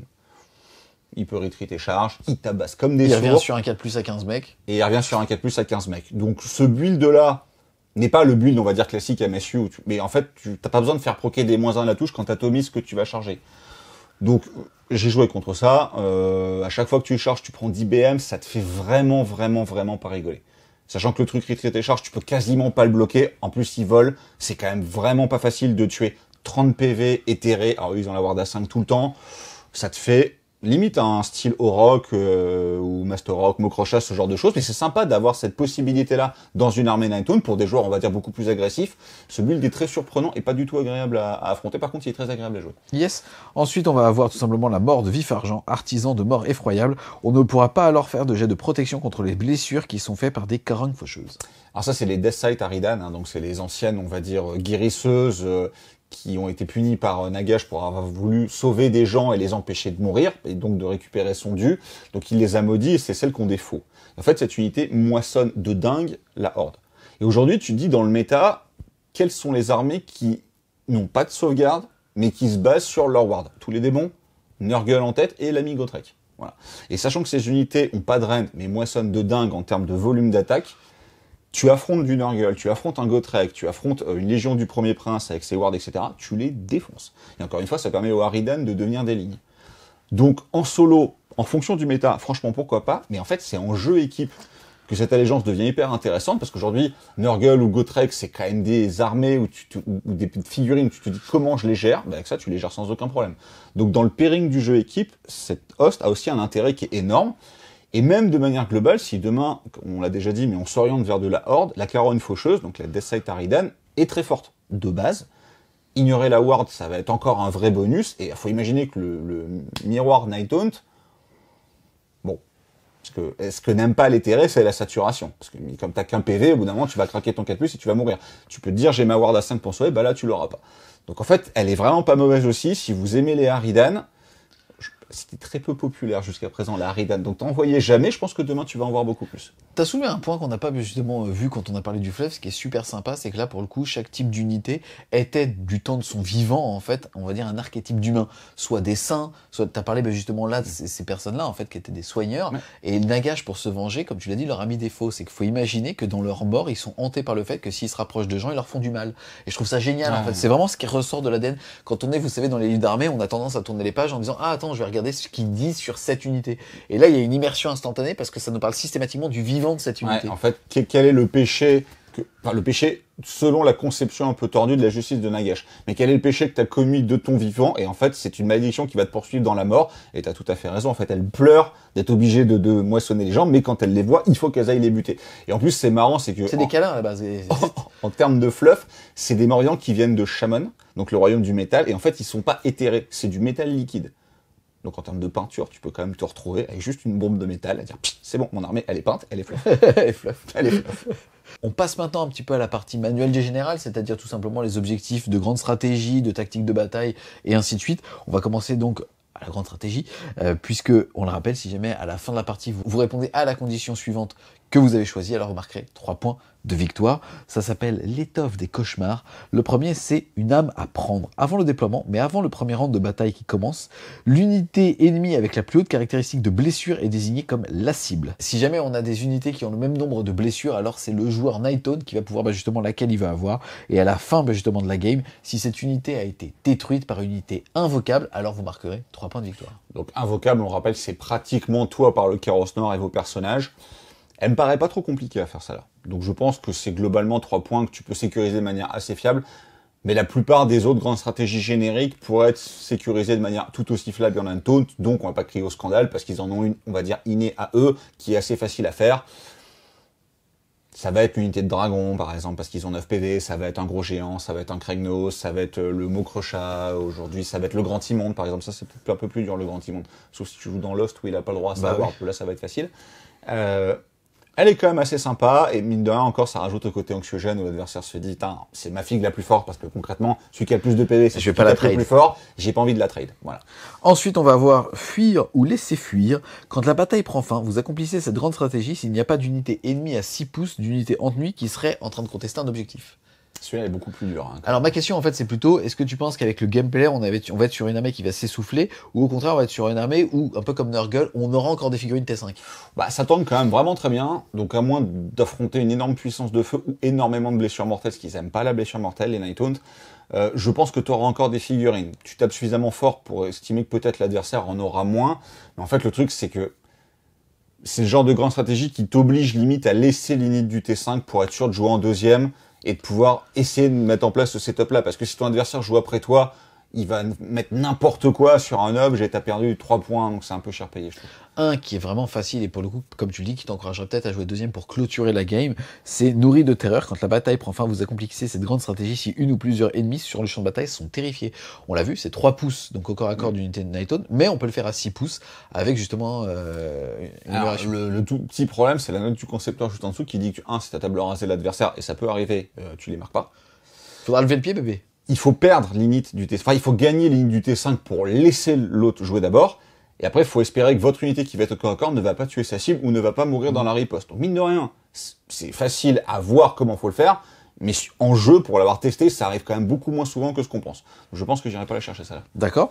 Ensuite le dernier, ça va être démembrer les braves. Après le déploiement, c'est un petit peu comme le premier qu'on a vu, sauf que cette fois-ci on va prendre l'unité avec la plus haute valeur de bravoure, et il faudrait qu'elle ait été tuée, mais pas que son général à soi soit mort, pour alors marquer les 3 points de victoire. En fait, c'est ça le problème, parce que t'as beaucoup d'armées qui ont par exemple 10 partout, les démons notamment, tu choisis. Parce que c'est en cas d'égalité, c'est le joueur Nighthaunt qui choisit. Donc tu aurais tendance à dire, les 3 Nurglings là-bas, et puis ils vont mourir, 100%. Le problème, c'est qu'en fait, si on te tue ton général, tu vas perdre tes 3 points. Et en plus, tu ne prendras pas les personnages nommés qui peuvent être très défensifs. Ils sont seigneurs de guerre, donc tu vas prendre une autre figurine comme général, et lui, il risque quand même de mourir à un moment ou à un autre, surtout qu'il devrait s'exposer, notamment pour le fameux trait de commandement qu'on a vu ou ce genre de choses. Donc le fait que l'adversaire puisse te priver de 3 points en tuant juste une figurine, il va en plus prendre sa tactique, donc il va aller marquer 2 points en disant tuer le seigneur de guerre pour aller te la faire. Ça fait trop de différentiel de points sur une seule figue, qui même si on lui met toutes les optimisations défensives qu'on a vues, n'est pas non plus un énorme tank. Donc je pense pas. De toutes, la première me paraît quand même relativement facile à faire. Après, il y en a des génériques qui sont hyper simples, notamment... Alors justement, est-ce que moi je te coupe par rapport à ça, on l'a vu justement parce qu'on est dans l'ère des championnats du monde. On rappelle d'ailleurs que dès le 21 mai, on sera en stream sur Twitch pour suivre les championnats du monde avec Satom. Et on l'a vu justement dans le jeu en équipe. Et aujourd'hui, c'est du 8 contre 8, en tout cas, on va dire, dans le vrai jeu compétitif. On ne peut, dans son roster, n'avoir que 2 fois la même grande stratégie. Est-ce que tu penses, comme on a vu qu'une âme à prendre est relativement accessible, que, en plus des qualités de ce Battletome, ça rentre en compte pour l'avoir dans son roster quasi systématiquement? Ouais, je pense, parce qu'en fait, ce que tu aurais tendance à avoir envie d'aller chercher, c'est... alors, je suis désolé, je connais pas les noms français, mais c'est All the Line. Donc, le fait de garder une ligne en vie. Voilà. T'as beaucoup de lignes dans le Battletome que t'as envie de jouer, donc ça a l'air quand même relativement facile. Ou alors Predatory Domain, qui est celui où tu dois aller flaguer les décors. En fait, déjà, l'adversaire n'y pense absolument jamais. 2, tu vas quand même jouer en multiple small unit, donc au dernier tour, tu vas juste aller flaguer tous les décors possibles, et l'adversaire te les reprendra pas. Mais c'est quand même 2 grandes stratégies dont beaucoup de Battletomes sont très friands. Donc en fait, tu vas te battre avec tes coéquipiers pour aller chercher ça. Je pense que tu peux assez facilement, comme par exemple les Flyer Slayer avec leur invocation, te dire écoute, Grand Prince, prends tes trucs, elle a fait mumuse avec tes Hold the Line, moi je vais prendre mon âme à prendre et je vais systématiquement gouacher la grosse figurine d'en face. En plus c'est sur du jeu équipe. Donc tu vas réfléchir au pairing. En fait si t'as Archaon, bah, tu iras pas te mettre dessus parce que tu le tueras pas lui. Donc tu vas pas marquer tes 3 points. Par contre, dès que tu te retrouves face à, j'en sais rien, un Teclis, un Grand Immonde ou un Mokrocha, qui sont aujourd'hui des pièces que tu vois systématiquement dans les armées et qui sont donc systématiquement la cible de l'âme à prendre, tu vas la scorer. Parce que c'est relativement facile dans les tones d'aller tuer ces figurines-là. Ou alors il la jouera défensive mais perdra la game pour d'autres raisons. Ouais, enfin, t'as pas envie, par exemple, de jouer un Mokrocha de Bien manière sûr. défensive, parce que là, c'est juste 500 points. Vaut mieux perdre 3 points sur le total que perdre 500 points d'armée qui vont rien faire. Et même s'il le joue de manière défensive, au bout d'un moment, ça cavale quand même vraiment vite le Night Haunt. Tu vas finir par aller le chercher. Voilà. Et ils sont quand même vraiment forts. On n'a pas évoqué cet aspect de leur gameplay encore, mais pour frapper de manière chirurgicale, la règle, encore une fois, de la sauvegarde et de la retreat fait que tu peux pas les bloquer, en fait. Ils iront systématiquement là où ils auront envie d'aller, et quand ils vont commencer à te mettre 2 voire 3 unités sur la cible, ils vont la tuer. Voilà. Donc aller tuer un gros monstre, pour eux, n'est pas un problème. Ensuite, on passe aux objectifs on appelle les objectifs secondaires, c'est qu'on va choisir justement au début de chacun de ses tours et qu'on va avoir justement devoir faire avant la fin de son tour, avec submergé par effroi. Vous accomplissez cette tactique si l'unité est affectée par les effets hurlement, désarroi et c'est nul. Et c'est beaucoup. Et en fait, donc il faut proc les 3 effets du tableau, donc il faut faire une charge au minimum à 4, une charge au minimum à 8 et une charge à 10+. Donc c'est ultra aléatoire, donc tu le prendras jamais. Ensuite, le deuxième objectif secondaire, ça va être la marée de terreur. Vous accomplissez cette tactique si au moins 2 unités ennemies amies sont un demi-pouce de la même unité ennemie à la fin de ce tour. Bah, on vous rabâche depuis une demi-heure que le gameplay c'est de charger avec plein d'unités sur la même, donc bah ça a l'air facile. Après la seule difficulté c'est qu'il faut pas tuer le truc que vous allez charger. Si vous allez charger un truc vraiment très costaud avec 2 petites unités, faut pas mourir derrière. Elle est pas si facile que ça à faire. Mine de rien, il y a quand même des moments où sur une fin de partie, on n'a plus aucune tactique générique, les faciles, les conquers, ce genre de trucs, parce que tout ce qui est monstre, vous pouvez oublier en Night Haunt, hein, vous pourrez en faire aucune, vu qu'il n'y a pas de monstre dans l'armée, à moins de se transformer un sorcier en monstre. Donc sur une fin de game, pourquoi pas. Voilà. Ensuite, on va avoir panique de masse, c'est un peu la même chose, faut pas tuer, puisque vous accomplissez cette tactique de bataille à la fin de ce tour si au moins 3 unités ennemies sont terrifiées. On rappelle, terrifiées, c'est à 3 pouces ou à 6 pouces, dépendamment justement du porteur d'Arthos, qui pourrait être terrifié. Bah encore une fois, c'est ça, faut pas tuer, et puis faut pas être mort, quoi. Parce qu'en gros, ça vous dit qu'il faut que vous ayez 3 unités à vous, corps à corps, de 3 unités adverses. Ou alors une très très grosse unité à vous, corps à corps, de 3 unités adverses. Encore une fois, c'est pas si facile. Yes, ensuite on va avoir la mort par un milieu de coupures. Vous accomplissez cette tactique si un héros ou un monstre ennemi ont été détruits par des Reclochen ou des nuées d'esprit. Bah. Juste avant, tu dis, y a pas une tactique pour tuer des mecs à la hachette? Si, voilà, celle-là. C'est un peu le même truc que les Fire Slayer. Concrètement, c'est les 2 unités qui te tapent pas. Le Raklochen, c'est un cordon tout pourri qui est juste là pour encaisser, enfin qui coordonne très bien, mais qui tape pas. Et la nuée d'esprit, c'est le très bon garde du corps du Battle Tom, mais qui tape pas non plus. Ils ont perdu toutes les règles un peu qui se coulent de faire des BM sur des 6 ou ce genre de choses. Ouais, c'est pas si facile que ça à faire, mais c'est un peu la tactique humiliante le jour où t'arrives à la caler, parce que c'est pas non plus infaisable sur un gros pack de nuée d'esprit d'aller saturer un petit perso à mort, tu peux aller le chercher. Là où moi je suis colère, c'est que la mort par un millier de coupures, c'est une tactique d'Author of Cain. Enfin, c'est une tactique fluffy des Daughter of Cain. Ils tuent des géants comme ça. Qu'est-ce que ça fout dans le Battle Tom Night Haunt? C'est la saignée, ça. Oui, ça y est. Ensuite, on va avoir un aller simple. Vous accomplissez cette tactique si vous contrôlez le pion objectif à ce tour avec un carrosse noir qui sera à 3 pouces ou moins de lui. Alors en fait, si vous jouez un carrosse noir, qui est une bonne entrée, ça va pas être trop compliqué à aller chercher. Le carrosse noir ayant en plus, mini spoiler, une règle qui lui permet de se retéléporter n'importe où sur la carte. Donc il sera à côté du pion que vous avez envie, et pour peu qu'il réussisse à rentrer sa charge, là il y a un côté aléatoire, parce qu'il faut la rentrer la charge, il tape quand même suffisamment bien, plus t'as tout le reste de l'armée qui peut venir lui filer un coup de main pour reprendre l'objectif de manière assez facile. On n'a pas dit qu'il fallait qu'il y ait plus de figurines adverses, on a dit qu'il fallait avoir le pion, donc plus de figurines que l'adversaire, et le carrosse noir dessus. C'est pas trop dur à faire, mais il faut jouer un carrosse, qui est bon, mais qui vaut un bras. À voir si on rentrera dans les builds ou pas. Yes, ensuite on va avoir le dernier, cauchemar incessant. Vous accomplissez cette tactique si au moins 2 unités ennemies terrifiées ratent un test de déroute pendant ce tour. Alors, ils peuvent pas s'immuniser, bravo. C'est le principe d'être terrifié. Maintenant, ça veut dire qu'il faut pas les tuer. Encore une fois, pas tuer. De beaucoup de tactiques, c'est pas tuer.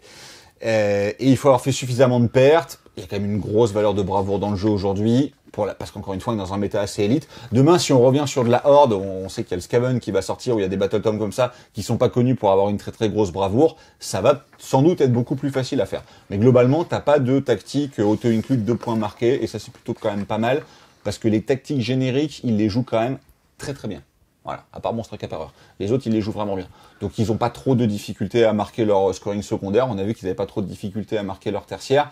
Et ils n'auront pas de difficulté non plus à aller chercher les objectifs primaires. Donc, en plus de toutes les belles qualités qu'on a vues à ce Battle Tome-là, c'est une armée qui score très bien. On a fait le tour finalement donc des grandes stratégies et des objectifs secondaires, mitigés, comme tu l'as dit, pas tapés. Donc, en tout cas, on n'aura pas de problème avec les objectifs génériques, à voir en tout cas en équipe comment est-ce que ça justement se déroule. Je pense qu'il y aura des builds, comme tu l'as dit, qui seront justement pairing dépendants, liste dépendants, et qui nous permettront de nous épanouir au moins avec sa grande stratégie, peut-être même planifier 2-3 tours où tu sais quel objectif tu vas faire en secondaire. Ouais, je pense qu'il y a un vrai choix de solo équipe pour le coup. Notamment, on a vu l'allégeance sur les Carolines Faucheuses.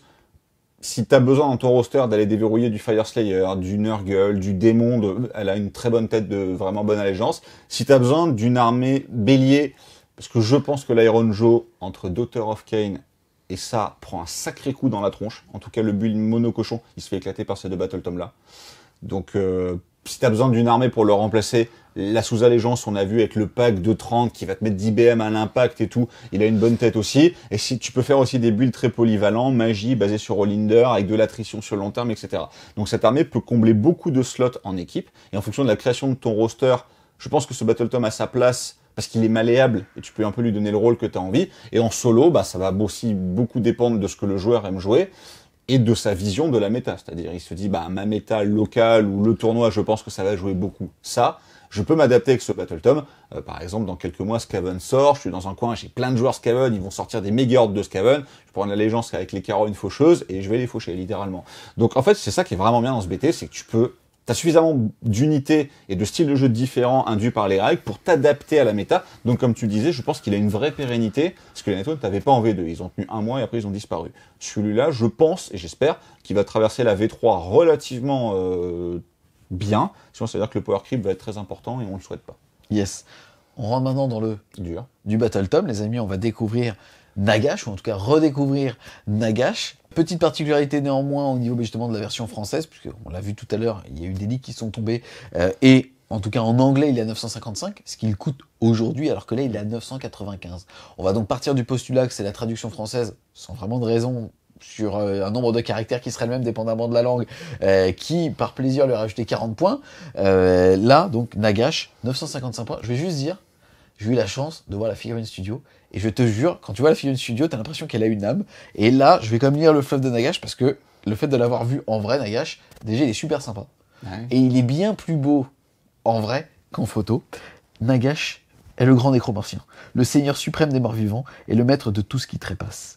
Il n'est rien de moins qu'un dieu maléfique, et quiconque s'attire son déplaisir est promptement réduit en poussière et souillé aux quatre vents. C'était soufflé, mais je trouvais qu'il y avait c'était plus apprécié. Il s'est fait souiller quand même par un Héliobolus à la fin de Broken Realms, c'est quand même un peu truc. Il a éclaté Teclis en magie, après il s'est fait tuer par une vieille machine toute flinguée de City of Sigmar. C'est quand même ça son flop. Bon, il est revenu, mais il s'en est quand même pris une cuisante il y a pas longtemps. Il est toujours un peu cher. Et en fait, Nagash est une figurine qui divise beaucoup les joueurs entre ceux qui l'adorent et qui le jouent systématiquement et ceux qui le trouvent beaucoup trop cher. Les deux règles qu'il a de vraiment bien dans ce BT-là, c'est qu'il a toujours son invocation. On rappelle qu'il peut relever 3 PV ou 3 figurines à 1 PV dans 5 unités invocables. Donc ça tombe bien, il y en a plein dans ce BT, donc c'est quand même assez fort. Tout à l'heure, on a vu qu'il y avait un effet qui permettait de le faire sur une et on était content. Là, c'est 3. Et en plus, il a sa règle qui dit qu'à chaque fois qu'il fait un effet de résurrection, il peut relancer le dé ou rajouter 1. Donc concrètement, il va vous remonter beaucoup votre armée.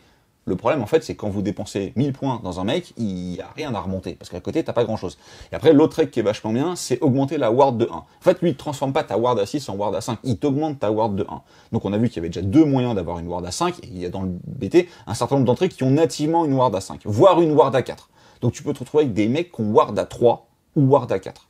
Donc ça peut être ultra tanky, et ça peut être impossible à tuer parce qu'il va en ressusciter à l'infini. Donc tanky plus ressuscite, sortir de ça c'est compliqué. Le problème c'est qu'il a un coup en point qui est quand même très cher. Après il peut toujours lancer autant de projectiles magiques qu'il veut, il a toujours son même profil de corps à corps qui a été buffé, maintenant il a 4 attaques de bâton, donc il tabasse quand même vraiment bien. Si l'adversaire n'a pas les armes pour le gérer, ça peut être une horreur pour lui, parce que si tu ne sais pas gérer ce truc-là, et Donnet par exemple a d'énormes problèmes à gérer Nagash, parce que tu peux pas aller chercher au corps à corps un truc qui te met 16 BM stat si c'est entouré de tous ces petits projectiles magiques. Le problème, c'est que dans le méta d'aujourd'hui, t'as beaucoup de raptors ou de dragons qui le fument T1. Voilà. Et quand tu perds 955 points d'armée T1, t'as perdu. En fait, t'as beau être le meilleur joueur du monde, t'as perdu. Voilà. Quand tu joues à 50% de tes effectifs. Presque. Voilà. Donc, toujours clivant ce personnage. Si t'as vraiment envie de le jouer, parce que comme toi, t'es fanboy de la figurine et que tu la trouves hyper bien peinte, je l'ai trouvé sympa. Super sympa. Excuse-moi, on a bu une bière au Bugsman, je l'ai trouvé cool. Voilà. Est-ce que c'est-à-dire que je l'invite à mon déménagement ou à mon mariage? C'est pas ce que je dis. Ouais, pourtant, il peut déménager bien, je pense. Mais si tu dis, j'ai envie de jouer Nagash, un Carrosse Noir et 3 fois 10 Chain Rasp, ok, ça va valoir 2000 points. Ton Carrosse Noir, il ne crèvera jamais. Ton Nagash, il a intérêt à faire le boulot tout seul, parce que concrètement, ça va être ta seule force de frappe. Mais autant il y a des BT où je le défends quand même beaucoup plus, autant dans Night Haunt, je trouve qu'il colle moins. Alors au début, on a eu super peur, on s'est dit, est-ce qu'il a le tag Night Haunt? S'il a le tag Night Haunt, c'est ok. Bon, il est terré, non, il l'a pas, hein, toujours pas. Donc malheureusement, il ne bénéficie de rien de tout ce qu'on a vu jusqu'à présent, sauf le domaine de sort, dont il va bénéficier réellement de 2 sorts, l'ATP et le sort pour se soigner, parce qu'il y a toujours que 16 points de vie, ce pauvre bonhomme, il n'a pas eu l'inflation classique, on va dire, du Mokrocha ou des Magmadrot qui ont tous gagné des PV, donc malheureusement je trouve Nagash toujours un peu trop cher, encore une fois, dans ce BT là. Ensuite on enchaîne avec un deuxième personnage iconique, parce que pareil quand elle avait été reveal, maintenant il y a quasiment 4 ans, c'était Lady Olinder qui elle vaut 340 points. Donc la Mortarque du deuil, qui a eu une belle inflation de son coup en points, mais au niveau des règles, on la comprend. Alors pour le coup, elle est quand même vraiment super forte. Déjà, elle a un profil de corps à corps qui est quand même un peu plus séduisant qu'avant. 4 attaques en 3+, 3+, moins 2+. Fluffiquement, elle a quand même éclaté le Celestant Prime à la bataille de Létis. Hein. Donc madame, elle rigole moyen. Et puis après, elle a toujours ses bonnes règles. Mais ce qui va la rendre forte, en fait, c'est d'autres interactions. Déjà, elle a la Ward à 4. Et Terré à 4, 7 points de vie. Elle sera quand même assez peu souvent en corps à corps, donc on peut imaginer qu'on va assez souvent faire l'aptitude héroïque pour lui remettre ses points de vie. Il y a une unité de garde du corps, les nuées d'esprit, qui vont rediriger vers eux, sur 3+, les blessures qu'elle aura pris. Et Terré 4+, Ward à 4 et Bodyguard sur 2 tiers des attaques. J'ai pas fait les calculs, mais ça fait un certain nombre de PV retirés. Oui, attention messieurs, hein, on me rappelle, donc en plus au tir, elle va pas être si facile que ça à aller chercher. Le sort qu'on a eu tout à l'heure, qui se lance à 18, donc c'est quand même une bonne portée, qui lui permet de récupérer des 3 points de vie si elle en enlève des 3, et l'action héroïque qui peut la soigner des 3 à tous les tours. Donc 2 fois par round. Elle est pratiquement intombable. Voilà, à moins d'une énorme concentration de tir sur elle. Un match miroir. Et encore, ou alors un match miroir avec des trucs qui ignorent les terrains. Mais aujourd'hui, par exemple, les Raptors sont vraiment efficaces parce qu'ils ont Reine -2. Donc elle, la Reine -2, elle s'en fout. Et après, sa Ward à 4 va éliminer une blessure sur 2. Donc même un pack de 6 Raptors en double tir ne la tue pas statistiquement. Donc elle est quand même très dure à tomber. À côté de ça, elle a 3 effets qui sont quand même relativement sympathiques. Mais tous à une portée de 12. Donc c'est quand même un personnage que tu dois exposer. Maintenant, 3 nuées d'esprit qui protègent Olinder derrière 10 Chain Rasp, ça a l'air de rien comme ça, mais c'est un des plus gros châteaux défensifs du jeu aujourd'hui. Tu vas pas les chercher comme ça. Et si tu rentres dedans et que tu t'englues dedans, parce que tu peux t'engluer longtemps, la contre-attaque, elle fait pas plaisir. Voilà. Donc ces effets dont on parle. Tu te rappelles l'aptitude de Co qui dit que tu vas ressusciter une fois par partie une figurine dans toutes les unités invocables, bah elle a fait pareil, ça c'est D6. Donc c'est quand même ultra fort. Ensuite, elle a une autre aptitude qui est assez sympa, donc à 12 au début de la phase de tir, vous allez jeter un dé. Sur 2+, l'unité que vous avez ciblée va prendre autant de blessures mortelles que le résultat du dé. Donc ça fait très très très mal. Et en plus de ce gros blast, hein, qui fait quand même très mal, pour chaque figurine tuée, elle va regagner des 3 points de vie. Donc tu fais ça sur une horde, elle se remet full instant. Voilà, donc c'est quand même assez fort. Et le troisième effet, je chie dessus littéralement, parce qu'en fait, ça fait partie des mécanismes qui sont trop à frustration. Non mais en fait, encore une fois, je rigole parce que tu vas tourner la page et tu vas encore plus gueuler derrière. Oui, mais c'est pas la question. C'est que, encore une fois, c'était comme Sauron, justement, en iTunes, qui, tu sais, il prenait tes PC. Tu faisais un PC par putain de tour. C'est ce que et là, c'était la même chose. En fait, en tout cas, déjà en V2, c'était un mécanisme de frustration. C'était à l'époque où, souvenez-vous, vous génériez qu'un seul. Ouais, mais aujourd'hui, t'en générais plus. T'en générais un seul et cet enfoiré te le prenait, Sauron là, et maintenant, elle, en gros, dès qu'il y a un ordre, c'est pas une fois, c'est jeter un nez à chaque fois qu'une unité ennemie dans un ordre à 12 pouces ou moins de cette sans l'aube, c'est écrit, hein, sur 5+, l'ordre n'est pas reçu et le point de commandement est quand même perdu. Ouais, c'est fort. C'est la 5+ magique débile. C'est la Mortarque du deuil. Quand tu la vois, t'as envie de te suicider. Tu sais où je le vois, le deuil, sur le marché de la figurine à cause des gens qui arrêtent de hobby. À chaque fois, tu sais que je leur mets un message, vous voyez Julien qui met un message en disant arrête pas notre hobby, s'il te plaît. Je te jure que c'est vrai. Je commence à avoir des mecs qui like ses commentaires. En fait, on arrive à convaincre. À chaque fois qu'il y a une review, il y a une règle comme ça qui te fait tilter. Donc, en fait, tout le monde a une règle tiltante. Bon, celle-là est sur Olinder. Olinder n'est pas un auto-include. Parce qu'Olinder vaut quand même cher et fait partie d'un package où, en plus de son coup en point qui est quand même assez lourd, tu rajoutes forcément 3 nuées d'esprit pour la protéger à l'infini, quoi. Donc, mine de rien, t'es pas très loin de 500 points pour le package, et sa zone d'effet est courte. C'est-à-dire que relever le voile ou sucer les points de queue et faire hurler Ivy, c'est à 12. Donc faut quand même se rapprocher Pourtant, tu sais que tu relativement. montes en 48 pouces. Ouais, c'est vrai que cette règle est à frustration. Kudros Valentian, c'est celui que t'appelles Sauron, vole toujours des CP. La combinaison des deux est assez infâme. Surtout quand le 5 magique tombe assez souvent pour l'adversaire. Cette règle mis à part, je la trouve quand même équilibrée parce qu'encore une fois, elle est chère. Son sort, pour le coup, est quand même vraiment bien. Elle va maudire une unité, vous avez +1 pour la toucher, et elle a -1 pour toucher. Donc le delta, il fait quand même vraiment super mal. Rien qu'avec une autre petite charge, ils vont se retrouver en -2. Donc c'est pas cumulatif encore une fois, mais même avec une attaque en règle de l'adversaire, il va quand même continuer à sombrir son -1. Donc tu vois, quelque part, même si l'ordre y passait, il servirait pas. Voilà. Et de toute manière, ils peuvent pas s'immuniser braverie. Donc au final, quel ordre t'as envie de lancer Non, mais sur eux? t'as raison. Pourquoi Voilà. t'auras envie de jouer? Voilà. La mortarque du deuil. Voilà. Non, elle est jouable. Et ça fait quand même plaisir. C'est une figurine qui est magnifique. Qu'on voyait jamais. Alors, pour la petite histoire, l'ayant vue en vrai, eh ben elle est plus belle en photo. Ah bon? Ouais. Tu l'as pas envie de l'inviter. Non, mais plus sérieusement, pour le coup, on partage des expériences aussi ici. Partage. Plus sérieusement, Naga, je trouve qu'il y avait un vrai gap entre lui IRL et lui en photo. Et ben elle, c'est l'inverse. Ok. Non, mais je veux dire que c'est vrai. C'est bien. T'as pris le melon, toi. Hein. C'est parce que je suis encore jet lag. T'as pris le melon. Voilà, on a dit tout ce qu'on avait à dire sur Olinder. T'as râlé sur Olinder. Préparez-vous, il va râler encore plus dans 2 secondes. On va maintenant parler, bien évidemment, de Kudros Valentine, qui lui vaut 210 points. Et qui a, si je ne peux rayer, nul ne le pourra, l'amertume de Kudros, le sel de Kudros Valentine, c'est écrit, de Kudros, et la cruauté de ses héros laisse quoi les généraux adverses, les empêchant de donner l'ordre le plus simple. Au début de chaque round de bataille, après que les joueurs ont reçu leur point de commandement de départ, vous pouvez jeter un dé si cette unité est sur le champ de bataille, ou jeter un au jet si cette unité est à 6 pouces ou moins d'un ou plusieurs héros. Sur 5+, vous serez 1 au point de commandement de l'adversaire, jusqu'à un minimum de 0. Donc là, c'est vraiment... Je savais qu'il allait te faire hurler celui-là. Il a rien à dire. Et depuis que j'étais Warhammer World, les gars, je suis là pour prêcher la bonne parole, d'accord? Et donc, je devais ajouter 1 à vos points de commandement à vous. Alors, fluffiquement, en fait, il a été maudit parce qu'il a voulu assassiner ses frères pour régner.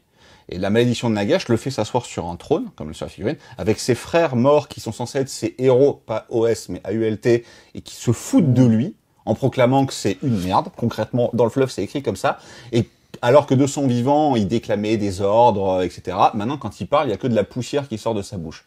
En fait, cette règle est une très belle transition du fluff à la règle. Bon, ok, ça peut faire hurler potentiellement, surtout quand tu te le prends 3 fois d'affilée.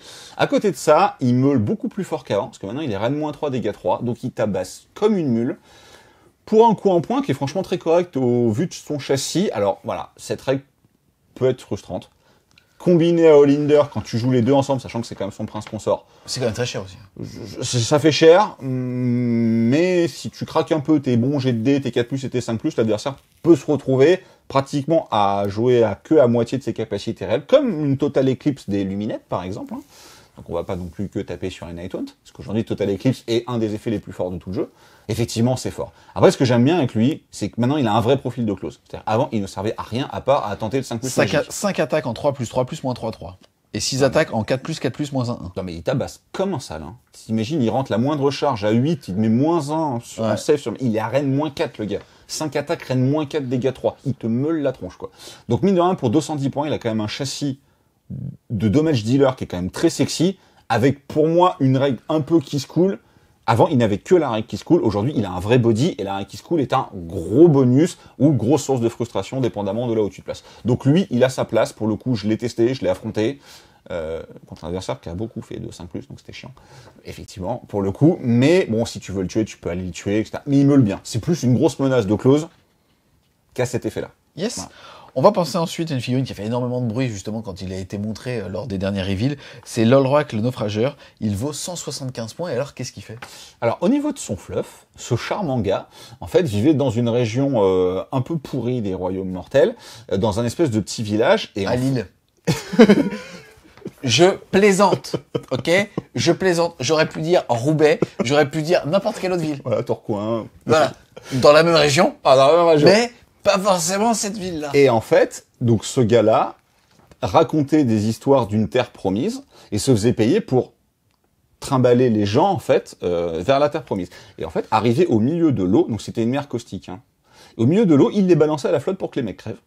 Il finissait sa traversée tout seul, il y avait vraiment une terre promise, il chopait un ou deux beaux fruits pour prouver qu'il avait raison, il revenait et il a tué des tonnes de personnes comme ça pendant près de 10 ans, jusqu'à ce qu'à un moment les mecs se rendent compte de ça et le balancent à la flotte pour qu'il en meure lui-même. Nagash, il a trouvé ça génial, il s'est dit ce mec est parfait, il lui a créé un bateau magique, il l'a ressuscité, et en fait maintenant, et encore une fois c'est transposé dans les règles, il embarque les âmes des Hantes-Nuits quand il se déplace. Tu sais qu'il l'a choisi pour mettre Age of Sigmar en avant sur sa chaîne YouTube.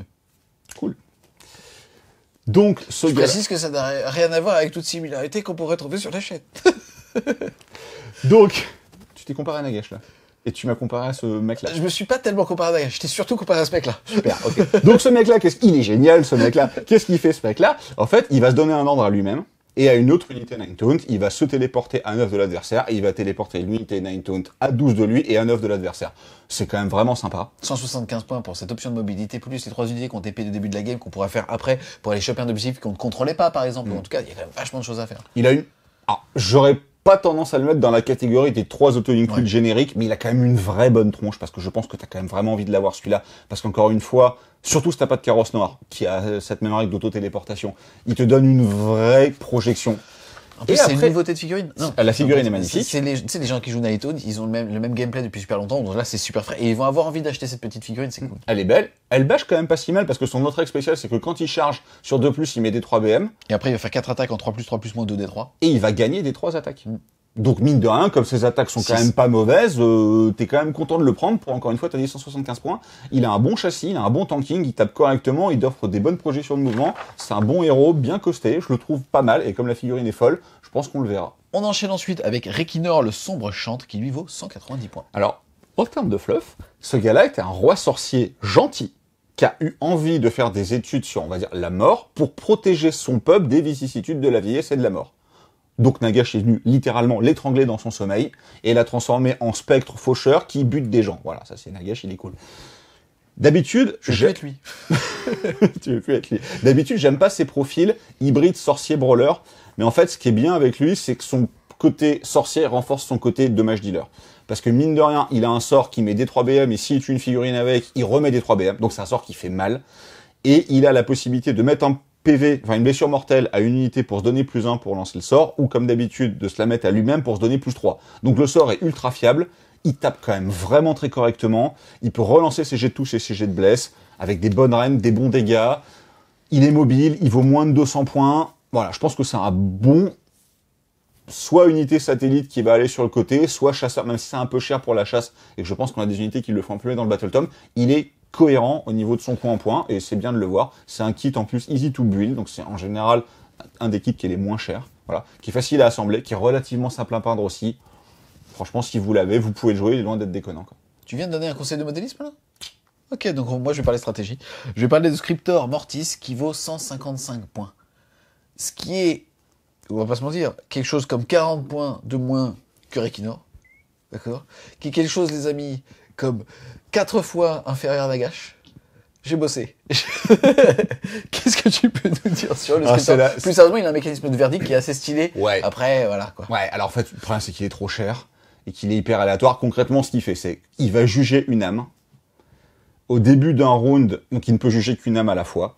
Au début d'un round, vous allez jeter un dé. Si vous faites en dessous du numéro du tour en cours, cette âme va prendre 2 décibm et après vous passez à la suivante. Donc ça fait super mal quand ça arrive. Mais déjà, si t'as pas de bol, ça arrive très tard. Donc en moyenne, ça va arriver, comme c'est strictement inférieur, au T4. Donc t'as 155 points qui ont fait pratiquement rien. Son autre règle, c'est en gros, il redirige une blessure par tour sur les chain race. Donc en fait, il se protège même pas si bien que ça. Dommage parce que la figue est dingue. C'est lui dont on parlait tout à l'heure qui peut te tuer à la fin de la game. Donc quand t'es rentré dans ta mallette, il peut te finir quand même. C'est plus rigolo qu'autre chose. Il faudrait vraiment avoir ultra du bol pour réussir à tuer 2 héros dans la même game avec ce truc-là, sachant qu'en plus, après le 2d6 c'est quand même relativement fiable, ça fait 7, mais des fois tu vas taper ton 3 et tu vas être hyper malheureux parce que t'as essayé de juger un prêtre skin qui a 4 PV et que tu vas même pas le tuer. En fait, ce qu'il faut bien comprendre, c'est qu'il y a beaucoup de persos qui sont très sexy dans ce Battle Tom et t'as envie d'en rentrer beaucoup. Et en fait, quand t'en rentres beaucoup, t'as plus assez de points pour avoir suffisamment d'unités pour déployer les mécanismes de l'armée. Donc il faut vous forcer. les gars, à vous limiter, on va dire, à 3-4 héros maximum en fonction des builds que vous allez jouer. Et malheureusement, lui ne passe pas le cut de ces 3-4 héros-là. Yes, on ensuite avec le Chevalier du Suaire et le Chevalier du Suaire sur coursier éthéré. On est à 135 points à pied, 155 points montés. Avant, c'était des figurines assez emblématiques parce que c'était des buffers de l'armée. Je pense qu'aujourd'hui, pour les raisons que je viens de dire juste avant, on ne les verra pas. Celui à pied peut donner déchaîner les enfers ou redéploiement, donc sans dépenser de points de commandement. C'est des bons ordres. Celui monté peut donner attaque en règle, donc le plus un touche. Encore une fois, c'est des bons ordres. Ça nécessite pas d'avoir utilisé des points de commandement, ce qui est toujours une ressource en plus. Mais mine de rien, ils sont quand même pas donnés non plus. Et j'ai déjà fait ma plaidoirie sur ne jouez pas trop de personnages. Parce que chaque personnage a 135, 155 points que vous allez rentrer, c'est une unité de moins dans votre armée. Donc vraiment, astreignez-vous à ne pas en mettre trop. Et c'est malheureusement, encore une fois, ceux-là qui ne rentrent pas parce que les très très bons arrivent bientôt. Ensuite, on enchaîne d'ailleurs avec le Crucifactor Krugas qui lui vaut 150 points. Bon, bah lui, c'est auto-include numéro 1. Voilà, ce perso est beaucoup trop fort. Quand il est à 12 pouces d'unité terrifiée, tous les Night Haunt à entièrement 12 pouces de lui ont moins un dégât. Bon, bah c'est une des règles les plus fortes aujourd'hui. Quand on voit que tous les builds de Séraphon, qui est une armée god tier, sont basés sur le cristallisé pour aller uniquement chercher le moins un dégât, bah, ce personnage vous la donne. En bulle, autour. Il est monstrueux. Ce perso est monstrueux. Que ce soit pour protéger vos autres personnages, que ce soit pour se protéger lui-même, pour casser tous les séquençages de votre adversaire. Parce qu'il faut imaginer que la plupart de vos figurines ont un point de vie. Mais éthéré, ward, enfin tout ce qu'on a vu. Le moins un dégât, il est infâme. Avant, il était déjà bon, mais il fallait qu'il tue quelqu'un pour améliorer la ward. Là, il a rien à faire. Il a juste à être là, à 12, de n'importe laquelle de vos unités au corps à corps, de n'importe laquelle des figurines de l'adversaire. Donc il est extrêmement facile à setup, et son bonus est monstrueux. Donc votre liste commence par ce gars-là. Yes, ensuite on va voir l'écumeur Afrolam qui lui vaut 145 points. Auto-inclus numéro 2. Alors lui, il a deux règles qui sont monstrueuses. La première, c'est qu'il peut s'auto-téléporter. Ça, en termes de gameplay, c'est quand même vraiment très très bien. Parce qu'il est quand même pas si mauvais au close, donc il peut aller reprendre des petits objectifs à 5 Kinera, il y a 10 Kink, à ce genre de choses. Et ensuite, quand un autre héros lance un ordre, lui, il le relaye. Alors, il le relaye sans point de co, et donc il permet de donner 2 fois le même ordre dans une phase. Et tactiquement, c'est beaucoup trop fort. Ouais. Un truc que je trouve très bien, c'est que quand il se TP, il ne peut pas être à plus d'un pouce d'un objectif. Il doit être à plus d'un pouce, pardon, d'un objectif. Et par rapport justement, tu sais, au fait de corrompre les objectifs, c'est un garde-fou intéressant. Ouais. Et on n'a pas l'habitude de le voir, en fait, se moquer en plus des 9 pouces de l'ennemi. Non, ils ont quand même pris 2-3 garde-fous intéressants, mais voilà. En fait, tactiquement, il vaut quand même assez cher, ce gars-là. C'est pas non plus une énorme brute de close, mais à la rigueur, ça peut être un porteur d'artefact qui est quand même assez intéressant. Il est inchopable par l'adversaire si vous n'avez pas envie qu'il soit chopé. C'est un bon porteur d'Arcane Tome, mine de rien, pour aller placer quand même un ou deux petits spells. Un Fight Last, une Ward à 5, sur une unité qui sera arrivée en frappant en profondeur avec le mécanisme qu'on a vu au début ou ce genre de choses.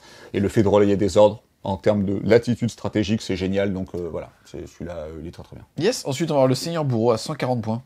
Alors lui, c'est le mal-aimé des 4 de cette double page. C'est un brawler de corps à corps qui est quand même pas déconnant, qui tape fort, qui a un châssis qui est correct, avec un certain nombre d'attaques, avec une bonne range et des bons dégâts. Il met un -1 pour blesser aux adversaires.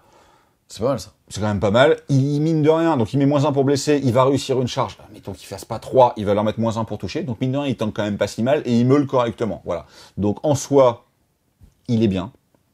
Mais le truc, c'est que quand t'as rentré le Cruciator, le Dreadblade Arrow, celui qu'on a vu juste avant, et celui qu'on va voir juste après, qui est encore plus auto-include, celui-là peut passer le cut si vous ne jouez pas le Batelier, si vous ne jouez pas, comme il l'appelle, Sauron, ou si vous ne jouez pas au Linder. Donc dans certains builds, vous allez le jouer.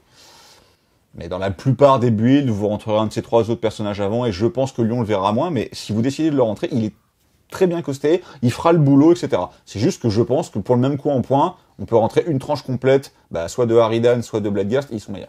Yes, ensuite on va passer au Gardien des âmes qui lui est à 150 points et qui a justement la lanterne de cauchemar qui fait qu'on va pouvoir ajouter un objet de blessure pour les attaques d'armes de mêlée pour les unités entièrement à 12 pouces de lui. Bon c'est un monstre, hein, voilà, parce que demande le peuple, sachant qu'à chaque fois que tu fais un 6, tu blesses auto, on avait dit que c'était en statistique la même chose qu'un +1 blesse, que les bonus de 2 +1 blesse ne se cumuleraient pas, du coup lui il a un vrai +1 blesse, donc en fait l'armée a quasiment virtuellement un +2 blesse. En termes de stats, on n'est pas très loin, donc il est hyper fort. Et ensuite, son sort signature, c'est tu prends une unité convocable, tu ressuscites des 6 figurines dedans. Voilà. Que demande le peuple, c'est ultra fort. Alors des 6 figurines à 1 point de vie, ou alors ils soignent de D6. Donc sur les nuits d'esprit, c'est un peu moins bien. Mais encore une fois, sur les Harridan ou les Revenants, il va falloir que j'apprenne les noms français de ces unités-là. Les Harridan, c'est les nanas qui fauchent, et les Bloodghast, c'est ceux qui ont les méga épées qu'on va voir juste après, qui sont 2 des unités phares du Battle Tome, qui sont l'unité Death Star qui met des BM quand elle charge, ou l'unité qui peut ignorer la rend. C'est du 1 PV, mais c'est de la Éthéré A4, c'est de la Ward A5, tout ce qu'on a déjà vu. Donc les réussites à coup de D6, c'est hyper fort. Donc les 3 auto-includes, c'est le Krulgast, moins 1 dégât, lui, plus 1 blessed, et le mec qui se téléporte et qui relaye les ordres. Sachant que dans les ordres, il y a le fameux je transforme ma Ward A6 en Ward A5, que tu es quand même content de mettre sur 2 unités. Tu peux faire jusqu'à 3 unités. Tu peux faire jusqu'à 3 unités. Et tu te retrouves avec un tanking digne de Nurgle, donc tu es quand même content. Yes, ensuite on va parler justement de l'esprit tourmenteur qui est à 115 points. Alors en fait, lui, il est pas mauvais parce qu'il a une aptitude qui permet de soigner 3 figurines. Donc c'est pratiquement la même chose que le sort, à défaut que le sort doit être passé et pas être dissipé quand vous soignez D6 qu'on a vu juste avant, et il a un châssis un peu meilleur. Mais comme il n'a pas l'aura plus un bless qui est monstrueusement forte, et qui valent à peu près le même coup, lui on le verra pas. En plus, pour qu'il soit vraiment intéressant, il faut le mettre en combinaison avec ces 2 petits bonhommes, les man enchaînés, qui si lui est sur le champ de bataille, vont relayer autour d'eux une aura de plus 1 à la touche, qui est quand même très agréable, on va pas se mentir, en Ninetale, tu serais content d'aller la chercher, mais la somme combinée des deux vaut beaucoup trop cher. 95 points en plus des 115, quoi. Voilà, donc ça commence à faire cher. Tu rentres dans le coin en point du batelier, Olrak là, tu rentres dans le coin en point de Kunrose Valentian, tu rentres dans le coin en point de d'Aridan ou d'Bladgeist, t'as vraiment envie de rentrer ça plus que ces gars-là. Maintenant, encore une fois, vous les avez si vous avez une boîte de la guerre des âmes. Ils sont loin d'être mauvais indépendamment. Le truc, c'est que pour le coup, la page 84, t'as quand même 4 super-héros, dont 3 qui réellement pour moi sont auto-includes. Sur la page 86, t'as 4 héros qui sont beaucoup plus dispensables. Et comme ça, on enchaîne avec la Banshee qui elle aussi est à 115 points, qui a tout simplement une aptitude qui fait qu'on va pouvoir justement à la phase de charge choisir une unité ennemie à 12 pouces ou moins, on va jeter un dé, ça sera sur un 3+, si elle est terrifiée, donc elle sera terrifiée puisque normalement c'est à la fin de la phase de charge, et sinon sur un 4+, en gros, à chaque fois que cette unité veut lancer un ordre, ça coûtera un PC supplémentaire. C'est plus, ou c'est moins, on va dire con, que ce qui t'a fait hurler tout à l'heure. Maintenant le problème c'est qu'elle est chère. Elle et le spec des cartes qu'on va voir juste après, c'est des filles qui datent de Battle, et au niveau des War Scrolls, ça se sent un peu pour le goût quand même. Elle avait un tir avant qui était basé sur la braverie qui faisait des blessures mortelles. Aujourd'hui, elle l'a perdu, ça. Elle a quand même un tir qui est correct avec de la bonne reine, mais ça reste des 3 tirs, donc c'est quand même pas fifou. Je pense qu'elle est trop chère, et si on a vraiment envie d'embêter les points de commandement de l'adversaire, on ira chercher ce qui fait hurler Eevee. Donc, On a le spectre de Cairn ensuite qui lui aussi est à 115.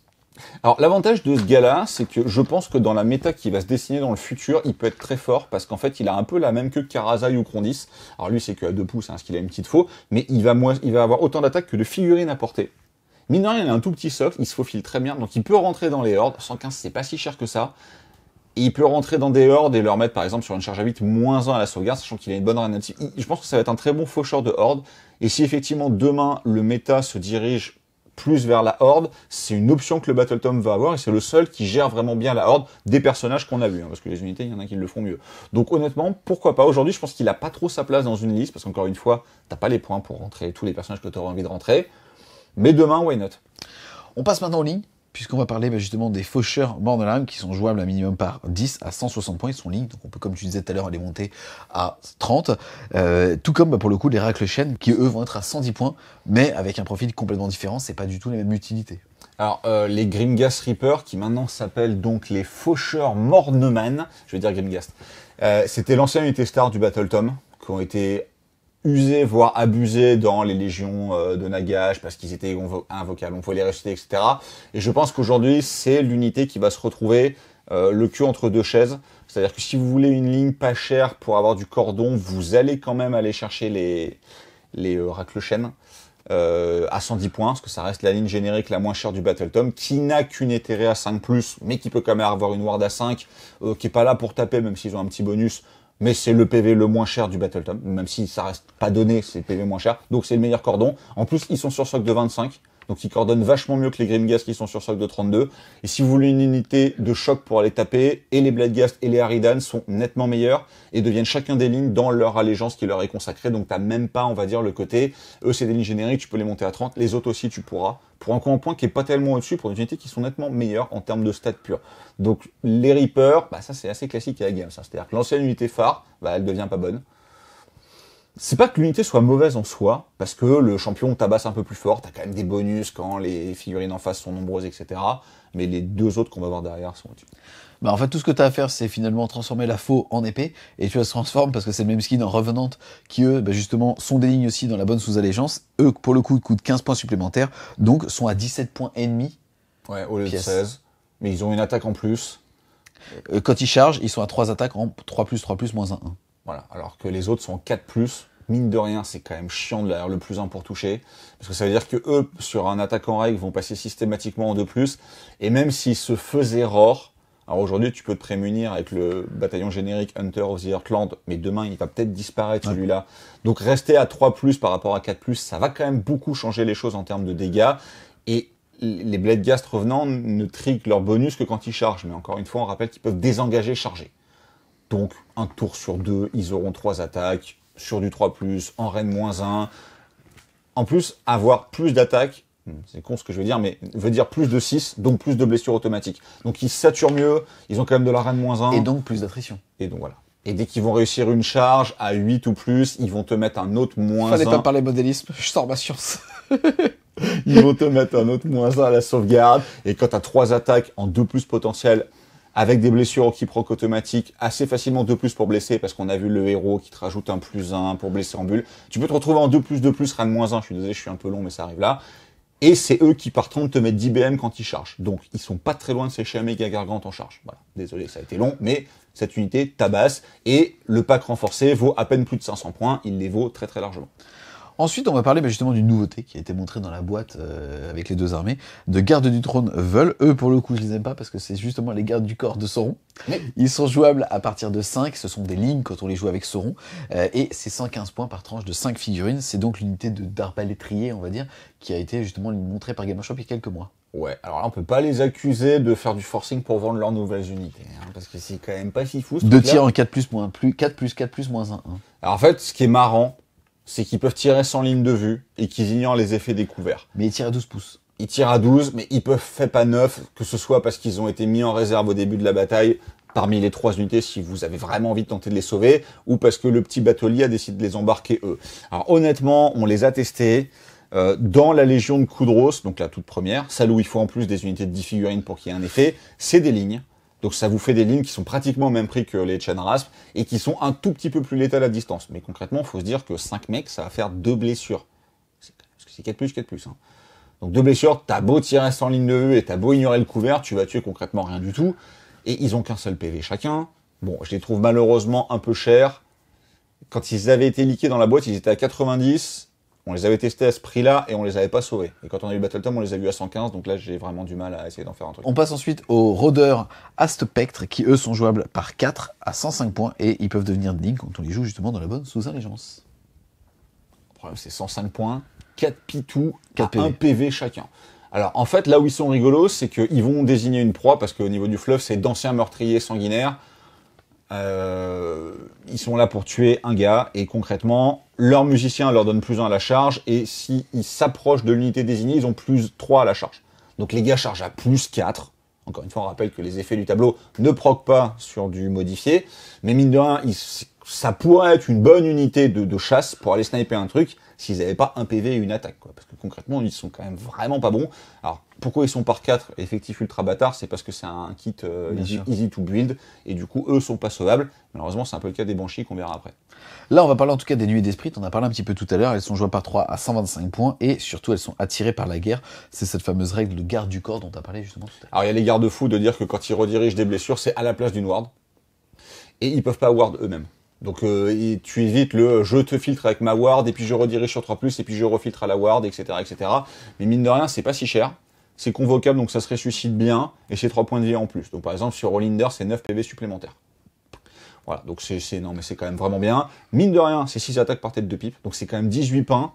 Donc c'est quand même de base 3 blessures, parce que tu vas faire 3-6, donc tu vas mettre 3 blessures auto, plus les 2-3 dégâts qui vont faire de base. Ça sature un petit peu. Je pense qu'avec Rollinder, ils sont auto-include. Et je pense que tu as quand même envie d'en jouer toi pour protéger ton porteur de lanterne et ton Cruciator. On passe ensuite au Banshee Dolent, où là pour le coup elle coûte 115 points seule. Bah ça c'est encore un kit easy to build. Alors les fixes sont magnifiques pour le coup, mais elles ont une attaque de dague qui tape bien, et avant tout le trick intégré de cette unité, c'était de manger un de l'espel pour augmenter les attaques de dague. Bon, en gros tout ça c'est terminé. Maintenant concrètement, quand on va lancer un sort à côté d'elle, et sur une portée qui n'est pas immense, vous allez jeter un dé avec un bonus de +1 si elles sont encore effectives de 4. Et si vous dépassez la valeur de lancement du sort, il n'a pas d'effet. C'est, je pense, malheureusement trop anecdotique. Et il y a quand même plusieurs unités. En fait, c'est la même chose que les Knights qu'on avait vu tout à l'heure. Tout ce qui est à 130, 115, 140, ça rentre systématiquement en compétition avec des lignes de 10 chain wraps soit pour les cordons, soit des lignes de 10 revenants qui sont à 175 pour taper plus cher, et t'as pas les points pour rentrer tous ces trucs-là. Donc je pense que c'est trop kiss cool. Maintenant, sur de la grosse saturation magique, pourquoi pas, si tu as un peu de bol, tu peux t'immuniser d'un spell de Kéros ou ce genre de choses, mais ça va être quand même compliqué, quoi. On passe ensuite aux Karang Faucheuse. Unité magnifique. Non, juste en termes de skin, oufissime. Jouable par 10, 160 points. Juste, c'est des faucheuses avec leurs mains ont été remplacées par des faux. Oui. Elles aussi, ils font des gros câlins. Oui, puis elles ont 4 attaques tête. Elles valent le même prix que les Grimghast, ce qui finit de les enterrer complètement. C'est elles qui, dans la sous-allégeance qu'on a vu tout à l'heure, quand c'est des fantômes de métal liquide, ignorent les wards. Donc elles tabassent quand même très bien. Après, le problème, c'est que tu te dis 4 attaques, pas de reine dégâts, 4+, 4+. Mais il y a une petite règle spéciale qui te dit que quand elles vont taper sur un personnage qui a perdu un point de vie ou une unité qui a perdu une figurine, donc tu vas juste arranger pour balancer un Arcane Bolt avant, elle passe en 3+, 3+. Donc c'est 4 attaques par tête de pipe. 3+, 3+. Potentiellement reine -1 si t'as réussi une belle charge, donc ça sature, ça one-shot Gotrek. Voilà, concrètement. Voilà, pour poser les bases. Cette unité est vraiment super bien. Même quand tu les joues pas dans l'allégeance où elles vont te casser la ward, juste par 10 ou par 20 dans n'importe laquelle des autres allégeances, ça te fait quand même une très très bonne unité pour déblayer tout ce qui tank pas si bien que ça, mais qui aurait par exemple beaucoup de moins de vie. Ça fait très mal à des géants. Les porte-pestes détestent. Alors quand elles ignorent les wards, elles les atomisent. Mais même quand elles les ignorent pas, ils aiment pas du tout. Tout ce qui est Berserker, Ferocier, etc. n'aime pas la grosse saturation comme ça. C'est une vraie bonne unité. C'est une belle surprise parce qu'avant on les voyait pas. Et aujourd'hui on va les voir. Et comme en plus la sculpture est magnifique, c'est vrai. Elles sont très belles. C'est quand même très cool de les voir. Et alors, encore une fois, c'est là où je disais, ça peut polariser une liste équipe sur leur sous-allégeance pour aller chercher de la ward. C'est une vraie belle surprise. On passe ensuite au Carrosse Noir, figurine aussi iconique des Night Own, qui elle vaut 355 points, donc c'est quand même pas donné. Non, c'est pas donné. Après, le Carrosse Noir a 2 avantages. La première, c'est qu'il est pratiquement intuable.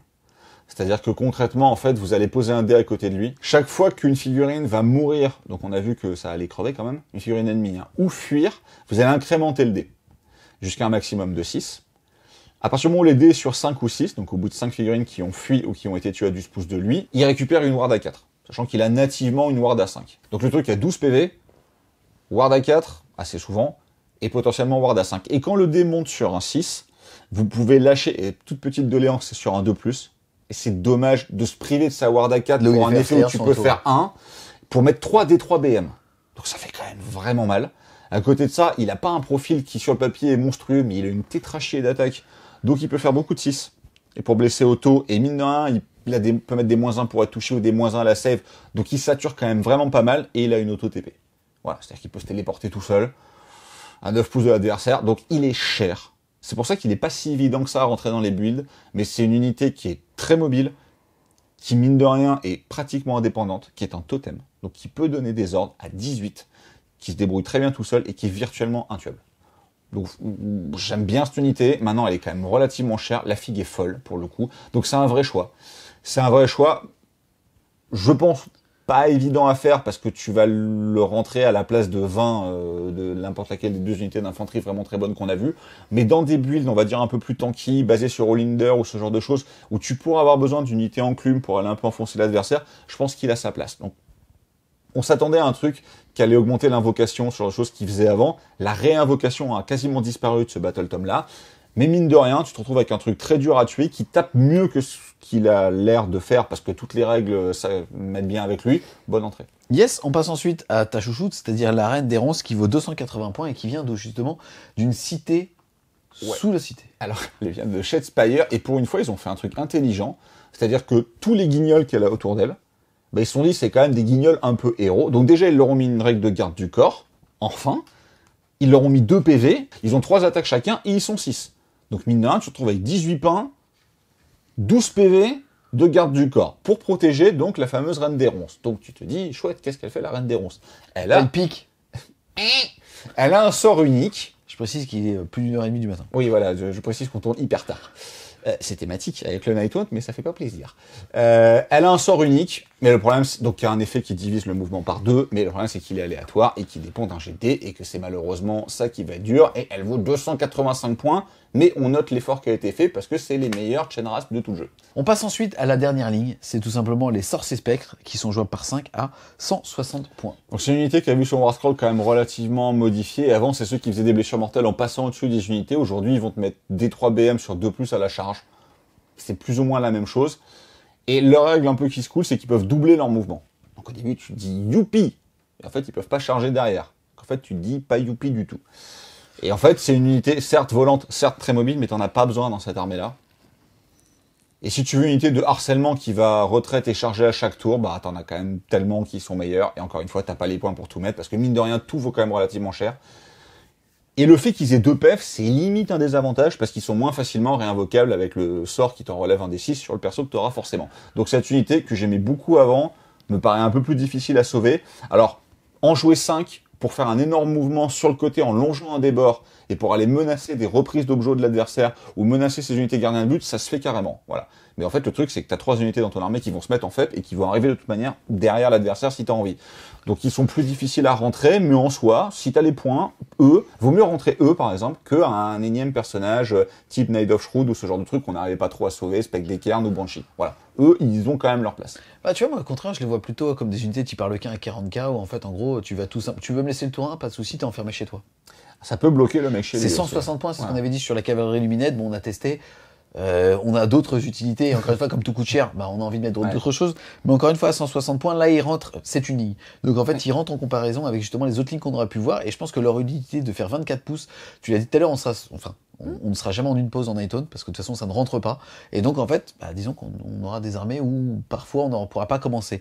Et ça commence à être très commun de se dire, je ne prends pas le T1, prends-le, et finalement, je me déploie en conséquence. Là, je peux me redéployer. Et donc, en plus, avec eux, je peux avoir une 4e unité qui va littéralement t'enfermer chez toi avec des gros socles. Dans le build basé sur les Bloodghast revenants, donc l'unité de 30 qui te met 10 BM, là, c'est la seule où tu vas chercher le une pause, parce que c'est très impactant. Et effectivement, tu as besoin de temporiser. Et effectivement, ça peut être des bonnes unités de tempo, parce que mine de rien, par 5, si tu mets les socles, on va dire en mode drift, comme tu peux les espacer chacun de 1 pouce, t'as quand même une empreinte au sol qui est comme ça, donc 2 unités peuvent vraiment fermer l'adversaire. C'est vrai que c'est pas bête du tout. On passe ensuite justement au sort persistant. On va commencer par le faucheur de Chiche, qui vaut 70 points. Donc sort persistant, prédateur classique, qui va bouger de 8, les 3 vont bouger de 8. Lui, il se lance à 6, enfin lors de lancement, il se pose à 6, ensuite il bouge de 8, et concrètement, vous allez jeter 2 dés pour chaque figurine qui ont été pivotées ou traversées, et si sur ces dés vous faites plus que la valeur de sauvegarde de la figurine, elle va subir des blessures mortelles. Alors en soi, c'est pas un mauvais sort prédateur, mais il y en a des génériques meilleurs, et il y en a surtout un qui fait beaucoup plus mal qu'on va voir juste derrière, donc celui-là ne rentre pour moi pas trop dans un build. D'accord. Juste avant, on va avoir le Terminixus Mortalis qui lui vaut 85 points. Alors lui il est cher, mais mine de rien, il est quand même vraiment pas mal, parce qu'il a 2 modes, soit le mode soin, mais c'est des soins uniquement, c'est le petit bémol, c'est pas de la résurrection. Toutes les unités à 3 pouces, il va soigner des cibles blessures mortelles. Toutes les unités à 6 pouces, pardon. Encore une fois, il se pose à 6, il s'envoie à 12, il bouge de 8 en volant, sort persistant prédateur, donc on rappelle, vous liez un sorcier, c'est vous qui le déplacez. Vous le mettez en mode défensif, les unités à 6 pouces autour de lui, il a un bon socle, donc ça fait quand même un gros rayon. Vous allez soigner des 3, mais le problème c'est que vous n'allez pas ressusciter des 3 figurines, au cas où je l'aurais vraiment trouvé hyper fort. Et si vous le mettez en mode offensif, je pense que c'est là où il est plus intéressant, il va mettre des 3 blessures mortelles à toutes les unités dans un rayon de 6, ce qui est un peu cher pour 85 points, si t'as envie de taper, tu prends celui d'après. Il y a celui d'après, c'est tout simplement la chasse des âmes qui, lui aussi, vaut 85 points, et qui, lui, va passer sur du 6, placé à être à 6 pouces, c'est un sort prédateur qui, derrière, va pouvoir bouger de jusqu'à 8 pouces, et après, ça va être l'éruption d'âme. On va tout simplement prendre les figurines qui sont à 6 pouces ou moins de lui, jeter un dé, sur un 6+, elles prendront directement une blessure mortelle, et on ajoutera 1 au jet si jamais l'unité, elle, est terrifié. On va devoir tenir un petit compteur, et si jamais on arrive justement à 10 blessures mortelles ou plus, alors on va jeter un dé. Et sur un 2+, donc si on est à côté d'une terrifiée, ça serait sur du 1+, je tiens à te dire que ça passe automatiquement. Alors on va péter, et ça sera la valeur du dé. Ouais, qui va faire des blessures mortelles. Concrètement, c'est une petite bombe nucléaire, ce truc-là. C'est-à-dire qu'en moyenne, tu vas faire 3,5. blessure mortelle de manière fiable, parce que t'as le +1, donc effectivement ça passe sur du 1+, à toutes les unités ennemies à Plus 6, celle que tu avais mis sur un plus Tempus. celle que t'as mis avant. Donc lui, il met quand même beaucoup de blessures mortelles, et on rappelle qu'il y a un artefact qui permet de lancer, une fois par bataille, un sort persistant, de manière absolument fiable, sans possibilité de dissipation possible. J'avais parlé des cogs et du portail pour pas trop spoiler celui-là, mais celui-là se fait bien, et on se rappelle que maintenant les sorts persistants peuvent aussi passer à travers le portail. Donc tu peux faire une combo de je te balance ça à travers un portail en plein milieu de ton armée et les gens vont pas aimer. Alors malheureusement il est un tout petit peu cher et assez souvent dans les builds de liste classiques quand tu as rentré tout ce que tu as envie de rentrer, tu plus 85 points. Mais si tu décides de le jouer, je pense que tu es quand même toujours reward parce que quand il pète, il fait très mal. On a fait le tour de tout ce qui fait ce petit Battle Tome. Est-ce qu'on n'est pas sur un des Battle Tomes où on a le plus d'entrées jouables, le plus de builds, alors entre guillemets possible, je dirais surtout autour des caractères, donc des personnages, et de ce qu'on va faire autour des lignes? Pour moi, oui. Pour moi, oui, parce que les trois allégeances se jouent vraiment de manière très très différente. Et assez souvent, on avait tendance à dire, par exemple, je prends les Idonettes, et ben en Auxiliar, tu vas plus jouer ton Léviadon, ou tes Morsards, tu vas plus les jouer en Yondrak. Là, pour moi, c'est limite des armées différentes. Voilà. L'allégeance t'apporte énormément de choses en termes de rejouabilité. Il y a quelques entrées poubelles quand même, parce que il y a beaucoup d'entrées dans le Battle Tome. Ils n'ont pas réussi, on va dire, à toutes les mettre à niveau, mais il y a quand même vraiment beaucoup de bonnes entrées où tu as des vrais choix à faire. Je pense notamment au Carrosse Noir, je pense notamment à Olinder. Est-ce que je les rentre, est-ce que je les rentre pas? Parce qu'à chaque fois, c'est un budget, mais tu peux jouer de la Horde, tu peux jouer du MSU, tu peux jouer de la Death Star. Tu peux jouer en 1000 et en 2000, et c'est pas la même gueule, et c'est sympa. Ouais, alors en 1000, tu mets pas beaucoup de choses. Hein. Donc là, faut oublier Olinder et le Non, Carrosse mais- Noir, sinon t'as rien. Mais Les persos à armées 115 points, ils deviennent balèzes. Ouais, les armées à 1000 sont vraiment sympas aussi. Tu peux jouer Nagash si t'as vraiment envie de le faire. Faut quand même imaginer que, par exemple, Nagash et un Carrosse Noir, tu te retrouves avec un Carrosse Noir avec une Ward à 3. Hein. C'est-à-dire, jusqu'à présent, il n'y a que Gotrek qui avait une Ward à 3. Le Carrosse Noir peut aussi aller la chercher. Donc ouais, non, je le trouve vraiment super ce Battle Tome. On en a quand même beaucoup parlé. Moi, j'ai fait un peu son éloge, notamment de l'allégeance que je trouve vraiment géniale, très bien écrite, très forte. Mais comme les unités n'ont pas des stats de Stormcast, ça va pas casser le jeu, je pense. Il faut bien la jouer, mine de rien. Parce que pour profiter au maximum, il faut concentrer plusieurs unités sur la même cible, et t'as pas non plus 50 unités de plus que ton adversaire, donc va falloir faire des choix de placement. Mais une armée qui vole, qui bouge de 8, qui retreat et charge, en termes de mobilité, de plaisir de jeu, c'est un bonheur. Tu joues sur pratiquement toutes les phases, un peu moins la phase de tir. Petite doléance sur la seule unité de tir qui en plus vient de sortir et qui est pas extraordinaire. Elle est pas poubelle, mais elle est pas extraordinaire. Ils ont même réussi à faire de Shadespire un truc pas trop mal. Vraiment gros coup de cœur sur ce BT là. C'est rigolo parce que, bon, là, je pense qu'on peut rien rajouter au fait que c'est une super armée. Il y a énormément de kits d'occasion. Parce que bah, c'était l'armée phare de la V2. On trouve pas mal justement encore de kits indépendants des éditions Hachette. Ouais, grouillez-vous. Hein. Ouais, je pense après cette review, ça va être compliqué. Il y a beaucoup de Nightone sur tous les sites de vente sur occasion. Je pense qu'il y en aura très vite beaucoup moins. Ouais, mais le fait est quand même que donc, bah, c'est des armées qui sont accessibles en termes de easy to build, tu l'as dit, en termes de modélisme, c'est très facile aussi à peindre sous couche blanche, et derrière on achète 2 technicals pour faire d'autres choses encore plus accessibles derrière. C'est moins fragile que ça en a l'air. Oui, parce que alors toutes les pièces sont très aériennes, mais ça ne casse pas. Putain, il fait du modélisme. Putain, une première réplique. C'est vrai ce que tu dis, en fait, on était tous surpris lors de la sortie de cette armée en disant mais ça va être intransportable, alors qu'en fait on comprend pas. Quand on fait ça avec le socle, ça bouge pendant 10 minutes, un peu comme tes bourrelets. Fallait que je me venge sur le modélisme. Excuse-moi. Faut pas se mettre sur mes cheveux, non, c'est bon, je prends. Je prends, mais je suis choqué quand même. Mais je suis choqué aussi. Ah bah t'as je suis raison, choqué aussi. ouais. Il est tard, j'ai plus de filtre, les gars. Ouais. Non, en fait, On plus va vite sérieusement, conclure. est-ce qu'on pouvait attendre mieux finalement de la part de Games sur Non. ce Battle Tome? Non, honnêtement, alors la review du BT Doc est sortie. Donc vous m'avez entendu hurler sur la review du BT Doc. Il y en a un, c'était un gros White Dwarf. Et celui-là, franchement, alors, mais on avait attendu qu'1 an pour avoir cet upgrade White Dwarf. Celui-là, ils ont attendu près de 4 ans, les joueurs. Ah putain, pour le coup. Je t'avoue, celui-là, j'ai envie de le jouer. Parce que je pense qu'en termes de plaisir de jeu et en termes de courbe d'apprentissage et de progression, et je pense, à part Olinder, Kudros et leurs effets sur les points de commandement, je pense pas qu'il soit frustrant pour l'adversaire. Il est surprenant parce que tu vois plein de petits fantômes à droite à gauche. Tu te dis, ok, je vais vous mettre la main dessus. Et en fait, tu les touches pas. Ils tankent beaucoup plus que ce qu'ils en ont l'air, même si tu dis il y a un PV, ça va, ça tombe, pas tant que ça, et ça tabasse très fort. Quand tu additionnes les bons bonus au bon moment, mais ça c'est des choix. ça tabasse très fort. Et après, c'est quand même une armée qui est relativement fiable parce que tu vas acheter facilement, chercher de la touche automatique, du 2+, de ce genre de choses. Voilà. Donc t'es moins régi à des jets de dés que tu ne l'étais avant, où en gros ton armée se transcendait sur des charges à 10. C'était quand même un peu con comme mécanique. Aujourd'hui, la charge est bien graduée, tous les effets sont forts. T'as des choix aussi là-dedans. Est-ce que je vais chercher le moins 1 bless? Est-ce que je vais chercher le moins 1 touche, pardon? Est-ce que je vais chercher le moins 1 sauvegarde? J'ai fait 10. Est-ce que je vais prendre le fight last? Est-ce qu'il est plus impactant que le moins 1 sauvegarde? Donc t'as des choix à faire tout au long du truc. Les retreat et charge, ça te donne vraiment une capacité à jouer les objectifs, enfin je trouve extraordinaire. En tout cas, ça laisse présumer de très belles choses par rapport au Battletome. On est clairement dans une année AOS. On le disait depuis longtemps parce que Game Workshop nous en avait parlé, et on attendait que ça sorte. Or là, ils ont sorti la roadmap. On va avoir pas moins de 9 Battletomes, 7 encore à sortir justement d'ici la fin d'année. Mais en tout cas, on est sur une lignée de qualité, et finalement, on a un peu la pression, ce qu'on n'avait pas avant, ou en tout cas sur d'autres jeux de games, où c'est les mêmes personnes qui ont fait les mêmes Battletomes et qui se sont entendues ensemble. T'as pas d'aberration pour l'instant au niveau de l'échelle de puissance, et c'est génial. Ouais, même le Stormcast qui était au-dessus, là, le Stormcast, le Stormcast, il aime pas le Nighthaunt. Le Daughter of Kain aime bien le Nighthaunt pour le coup, parce que c'est une armée de saturation, donc c'est le plus efficace contre le Nighthaunt, c'est ça. Mais on est à 7 Battletomes sortis en comptant le Daughter of Kain et celui-là. Et l'équilibre global de ces 7 Battletomes-là est très très bon. Et dans ma carrière, entre guillemets, de joueur Game Workshop, je pratique depuis plus de 20 ans ce hobby-là, j'ai rarement vu une méta avec un tel équilibre. Faites que ça dure. Sylvaneth, Skaven sont les prochains annoncés. Ultra hâte. V2, c'est les Skaven qui ont ramené le tir et qui ont cassé l'équilibre, oui, si tu te souviens. C'est pour ça que ça commence à me faire un peu flipper, parce que ça a commencé à dégénérer avec le Skaven. Tant que l'Ossiark sort pas, ça va, parce que c'est là où c'est vraiment parti en cacahuète. Mais c'est vrai que pour l'instant, on est sur un super équilibre. On n'a pas Tynch, on n'a pas Caradron, on n'a pas les méta breakers potentiels sont pas encore arrivés. Mais j'avais peur du Doc, pour être honnête, qui est pas broken. Et j'espérais que le Nighthaunt ne soit pas un mauvais Battletome, parce que les joueurs Nighthaunt méritaient un truc bien, et ça va même au-delà. C'est-à-dire, c'est jouable, et c'est hyper agréable à jouer. Donc c'est quand même un vrai gros kiff pour les joueurs Nighthaunt historiques, ou peut-être en devenir. En tout cas, un grand merci à toi justement d'être venu de nuit pour justement la lecture et l'analyse de ce Battletome Nighthaunt.